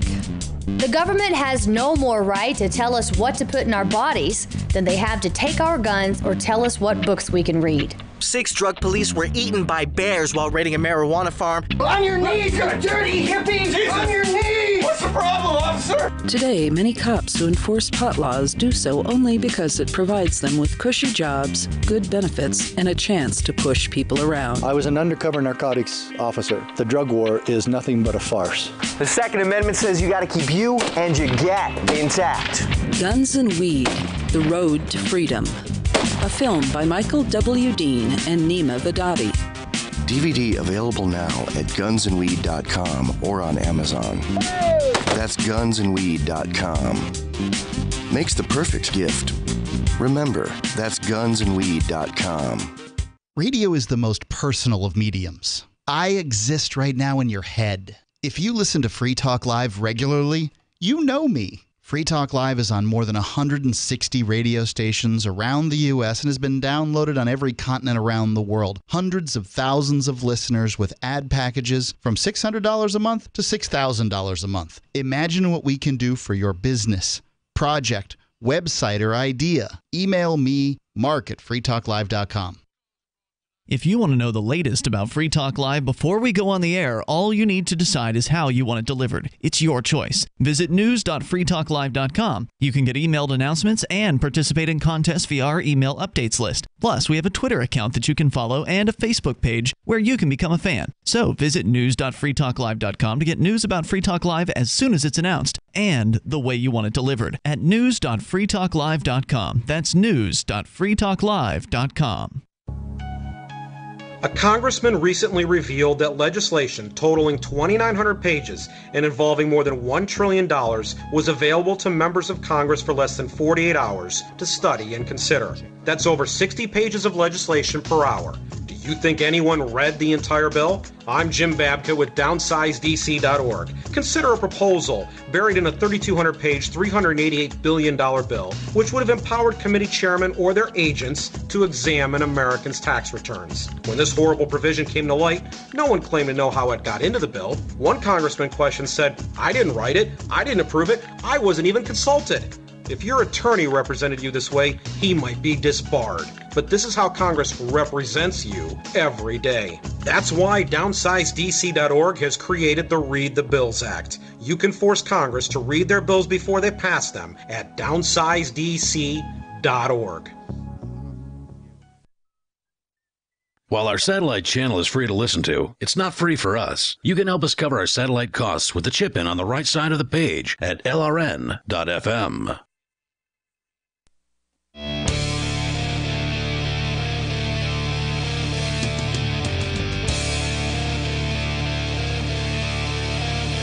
This is Free Talk Live, and you can take control of the airwaves here, toll-free at 855-450, free like freedom, 855-450-3733. Joining you tonight, it's Ian. And Jonny Ray. We are, of course, going to take your calls about anything you want still to come. Economics in one lesson. We've got a chapter about profits that we need to talk about here tonight, but we're going back to your calls and thoughts. Also, want to invite you over to our website at freetalklive.com, where you've got a forum. We got the brand new Free Talk Live forums that have really taken off.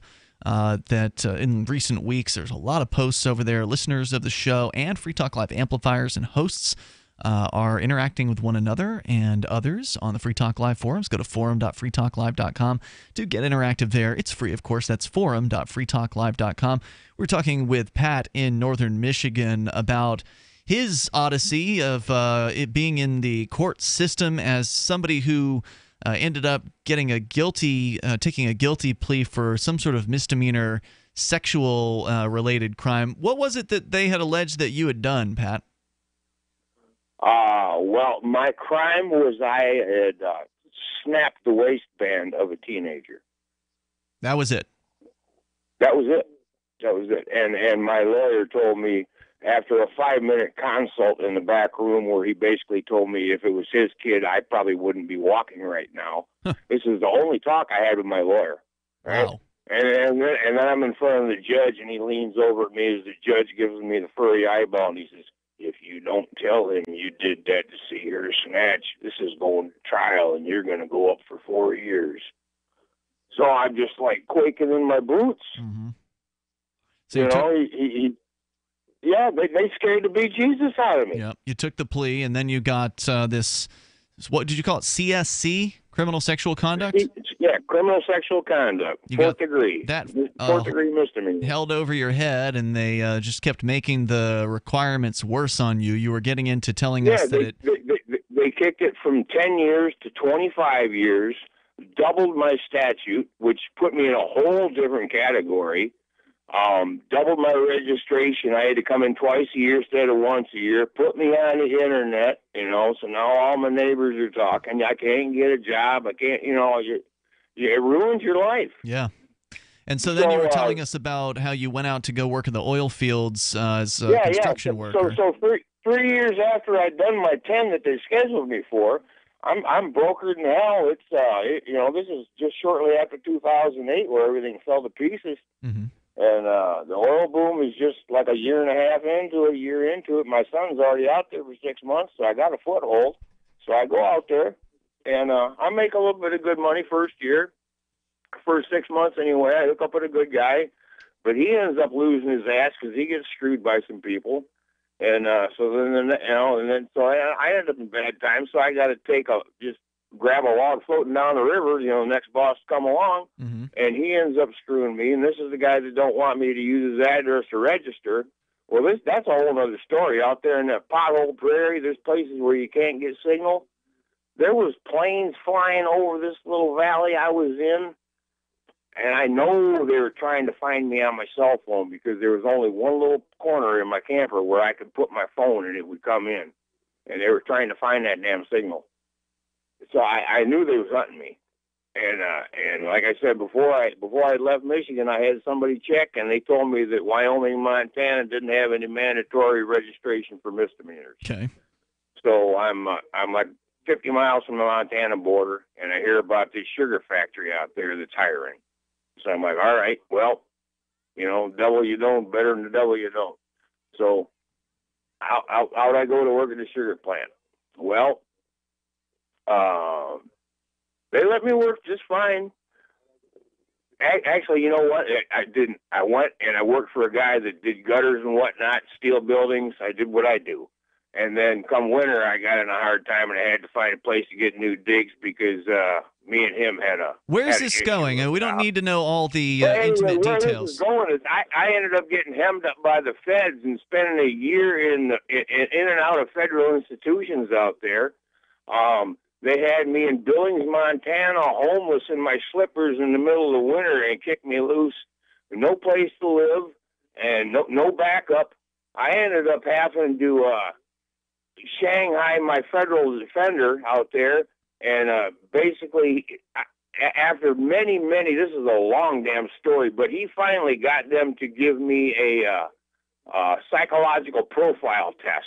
And I proved to them that I was not the threat and the pedophile and, everything that that pretenses and statutes had said I was.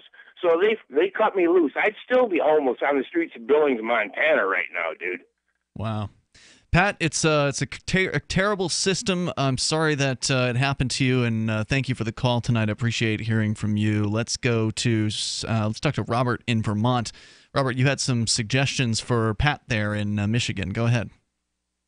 Yeah, thanks for taking my call. Sure. I want to say, that to even have to be on the registration, I mean, especially, after you've finished your time, I mean, it's just, you can't punish the person for the rest of their life for a crime of what they've done, but I want to give that guy a suggestion, and that is that at least in Vermont, if you're somebody that has been, from another state that's been convicted of, a sex crime, if you move to Vermont, okay, and if they've been out of the system for more than 10 years, they could, essentially, Vermont they'll forgive their crime. They won't be underneath, when you say you've been out of the system, when you say the person's been out of the system, it sounds to me like Pat's not out of the system, that that's still following him around. Like when you say out of the system, what do you mean? Out of the system, meaning like out of a correctional facility for like 10 years. Mm-hmm. In the state, what it does over here in Vermont is it forgives the person's past and allows them to be able to, get on with a brand new life. But that's just here in Vermont. I'm not advocating for people to move here, but if he was having that kind of trouble, it's an option, is what you're saying. It would help. It's an option. All right. Robert, thanks for sharing that tonight with us. Appreciate hearing from you. Let's continue with Steve. Steve is on the line in New Hampshire, calling from Lancaster. Go ahead, Steve. Hey there. I just wanted to comment about that guy from Michigan. Yeah. It is true that the system does really hash people over a lot, and the problem is actually in their LIEN. I don't know if you're familiar with LIEN, the Law Enforcement Information Network. No. Once you get in trouble with the law, there's a new national database, which is also linked in through NICS, and anything about you can be found through LIEN nationwide, and it's supposed to only be for the judges and the police, but as a victim myself, I can tell you that once they mark you, they can put anything derogatory into your record, and then once the police pull you over, they bring you up on their computer, and they can look at this LIEN, which is like a little note section about you, and they can put anything in there they want, and you can never fight it. You can never dispute it or argue it. And, I've almost been shot by a state trooper in cold blood, just, I believe, because of what was in LIEN about me. And, there's been other situations, but here in New Hampshire, what I found out recently, I got a ticket for riding a four-wheeler on the road where it wasn't permitted, and it was Fish and Game that ticketed me. So I went to court over it because I fight every ticket. Good. And, I figured since I was kind of new and didn't know all the rules that the guy would at least cut me a break, but he didn't. He was very rude and obnoxious, wrote me the ticket. So, I figured I'll fight it, get the cost cut down. And when I went into that courtroom, actually when I first showed up, they wanted to have me speak with another. Hold that thought. We'll continue here in moments. You can share your thoughts here with us. It's Free Talk Live. Whether you share content as a curator or produce it as a creator, the source of your advertising revenue is often limited by intermediaries like YouTube. What if there was a way to connect content creators directly with advertisers, decentralizing attention-based market advertising transactions and putting the control back into the hands of content owners? Introducing the revolutionary Signal Token Protocol by Spective VR. Partnered with Blend Media, the largest network of 360 video content in the world, and featured on Fox Business's Innovations, Spective VR is a 360 VR streaming platform created to be the first use case and early adopter of the Signal Token Protocol, driving real use and allowing Spective to optimize their platform. SpectiveVR.com is hosting a pre-ICO for Signal tokens starting December 8th at a 40% bonus. For early access to the token sale and an exclusive 60% token bonus, sign up for the email list at SpectiveVR.com. People search the internet for everything, including you. With a few clicks, information from your past can be quickly discovered, from business deals gone wrong to misleading reviews, negative articles, and unflattering images. Studies show 78% of people search for someone online before doing business with them. Will they find the real you? With ReputationDefender.com, you can establish a positive internet presence. ReputationDefender.com pioneered the field with over a decade of experience, serving thousands of successful individuals and businesses. We use patented, award-winning systems to boost positive content and suppress negative material. Don't let the internet define you. Take control of your reputation today with ReputationDefender.com. For your quick, free reputation analysis, call 800-831-0771. That's 800-831-0771. 800-831-0771. Or visit ReputationDefender.com. Why did you move to the Shire? I moved here to the Shire because there's other people around who take liberty just as seriously as I do.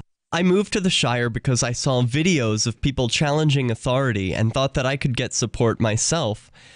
It called to me, like, do this right now. I wanted to be around people like me who got it. And once I got here, I knew there was nowhere else that I wanted to be. I've always wanted to change the world. So I moved to the Shire to join people who were actually working towards doing the same thing. The people here are awesome, loving, and positive. It was for the adventure and for the feeling of something important is happening here. And I just wanted to come to sort of be part of that. Visit ShireSociety.com to read and sign the Shire Society Declaration and learn the reasons why, if you love liberty, you should immigrate to the Shire. Plus, add yourself to the Shire map at ShireSociety.com. That's ShireSociety.com. Here's a chance to do a little activism while you're cruising Facebook, Twitter, or Google+. Between the LOL cats, the recipes, the hot girls, and the inspirational sunrise memes, Free Talk Live's posts pass by your newsfeed. Like them, comment. It gives us more exposure. If you don't see our posts, click like at facebook.freetalklive.com and then hover over it to click Get Notifications. It's an easy way to spread the ideas of liberty a bit further. I know you're busy, but you can spare that 1/10 of a calorie it takes to click on something. facebook.freetalklive.com. This Your Family Today tip is brought to you by Lil Drums. Every bit as fun as a full-size Nestle drumstick cone and definitely cuter. Visit us at drumstick.com. Vacations are all about family time, but you don't have to leave home to have fun. Take 1 weekend a month and devote it to family activities. Pull out the board games and puzzles, serve up some treats, or have a picnic. Even without leaving home, you'll feel like you've really had some time away. For more tips like these, visit us at parenthood.com/yourfamilytoday. Do you love Twitter? Make sure you favorite the LRN.FM Twitter account so you can receive our tweets at twitter.lrn.fm. That's twitter.lrn.fm.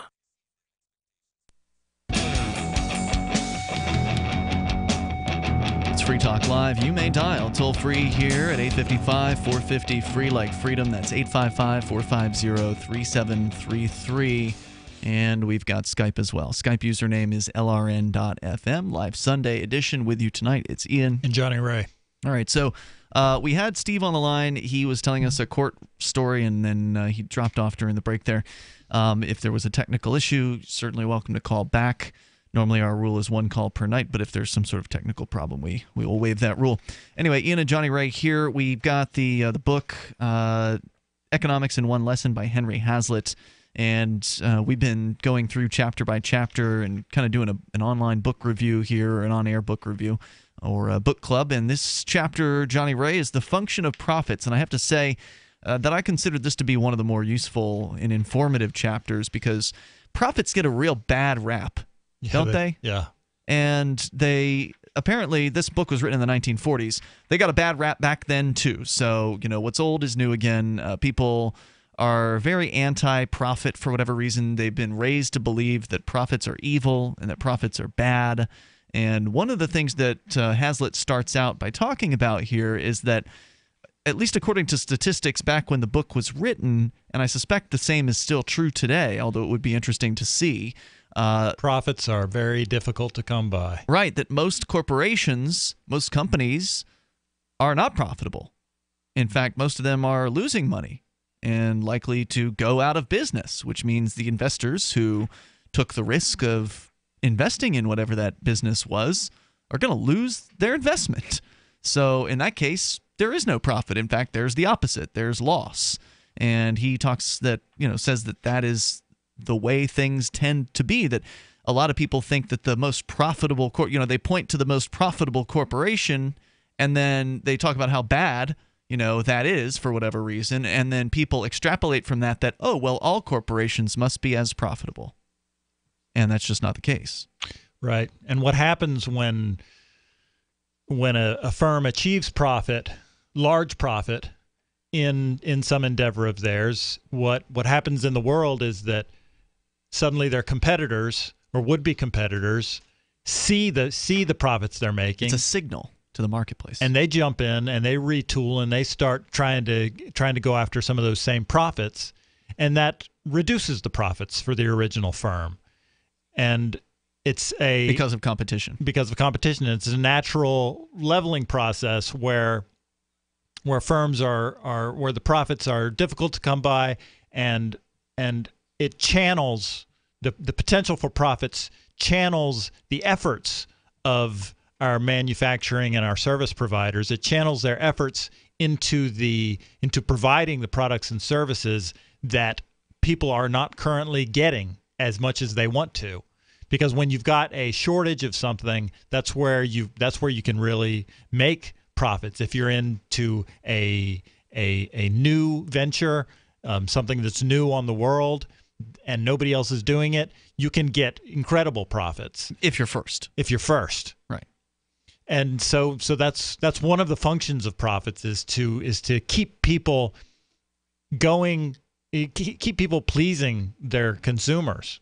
Well, because if, as he points out, if the profit in a given industry is very, very low, that's going to not be attractive to others to compete in that particular industry. You're likely going to you might even see companies getting out of that particular business because it's just not worth their while to spend time on that thing, mm-hmm. or that manufacturing or that service.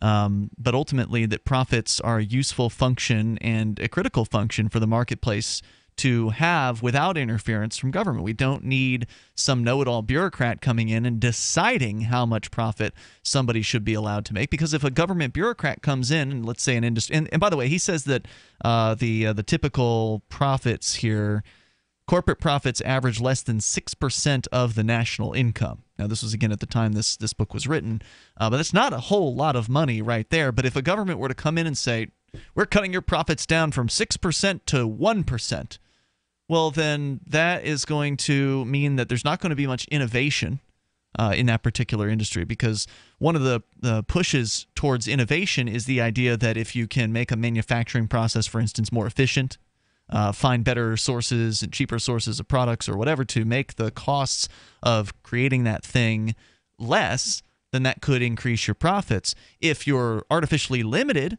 on how much profit you can make, then you're not going to be incentivized to try to increase them, which means that you're just going to rest on your laurels and say, well, if all we can get is 1%, we're just going to keep getting our 1% as long as we can, and we're never going to try to make things more efficient, going to make the production process better to where we can then bring new people on board, or use those profits to pay our employees more so we can get better people to stay at the company longer. I mean, these are all things you can do with profits. I remember one of my former girlfriends, she used to work for the Panera company, and the franchisee that owns a bunch of those stores in New England, they had a little saying, which was profits provide possibilities. And that meant that not only could those possibilities be the expansion of their business, but also donations to charities and things like that. Mm-hmm. Another point to consider is that you need to balance profits against losses. And you're always, even when you've got the government looking out for you, there's always the chance that you will lose everything and you will have 100% losses. And that's always there, and the government doesn't prevent that. It doesn't prevent that. I don't think they claim to. If they did, it would be a false claim. They can't prevent you from losing out on your venture. But if you're always facing the prospect of losing everything, that's investment for you. Yeah, why? But you're only allowed to have, in your case, a 1% profit. Then people just aren't gonna start these new ventures. Yeah, why start? Why innovate? Why create the product or the service in the first place? And so that's why you see in marketplaces where the government has more restrictions on licensing and who can get into an industry, you don't see robust competition. You see stagnation. You see the same old players. Like a great recent example of this would be the transportation business, where in some cities Uber and Lyft and the other ride-sharing companies have been allowed without government interference to come into a market and compete and bring this new service, this ride-sharing service, this concept into the marketplace to compete with the old entrenched and established and long-time protected taxi cab business. And in some of those markets, the taxi cab businesses lobbied the government to try to stop Uber and Lyft from coming in and bringing innovation and bringing new competition, bringing lower prices, bringing better service into the marketplace. And when those companies were successful at driving Uber out, you saw all kinds of problems. Not only people not being able to get picked up by the taxi cab companies, but also more drunk driving arrests. Oh, yeah. So, I mean, sometimes there's life and death consequences here. Yep, that reminds me of a story that I've told before, but I want to tell again. From 1996, Hurricane Fran down in the South Atlantic coast of the United States. A hurricane came through, tore through, knocked down trees, took down power lines, and the city of Raleigh in North Carolina was heavily hit. And by the way, this is a story that that I first heard from Michael Munger, who is from Duke University. Okay. And so the city of Raleigh is basically knocked out. But in a neighboring town, I think it was Goldsboro, North Carolina, there were a couple of guys who saw a tremendous opportunity to profit because of the desperate scarcity of vital resources in Raleigh, the capital of North Carolina. So they rented a refrigerated truck and they loaded it up with ice, because when your power goes out, some of the vital life-saving resources you have need to be kept cold, like insulin, baby formula. So they rented a truck and they filled it with bags of ice, and they took it to Raleigh, and they took it to the hardest hit area, the center of the city. In order to do so, they had to clear roads to get there. They brought chainsaws with them. They cleared the roads. That's a valuable service. Definitely. Right there. Definitely, and it was all for greed. They were doing this to better themselves. Because when they got into Raleigh, the price of ice now is effectively infinity. It can't be got for any price. So they come in with their ice, their truck full of ice, and they start selling it for $12 a bag. Normally, buck a bag normally. Yeah, this time in the 90s in Raleigh, it was about $1.70 a bag. Yep. So people were very upset about this, but these guys were offering them a tremendous discount on infinity. And they were out there selling their ice. Without them, there would have been zero. Right. There would have been zero ice. But some people complained. They called the police, and these guys were taken. Their truck was impounded, and all the ice in it melted. And that's the end of that story. And people's insulin did not get refrigerated as a result. That's right. The price went back up to infinity because they didn't want to pay $12. We are out of time for tonight, but you can join us tomorrow online in the meantime over at freetalklive.com. Have a great rest of your weekend, what remains of it.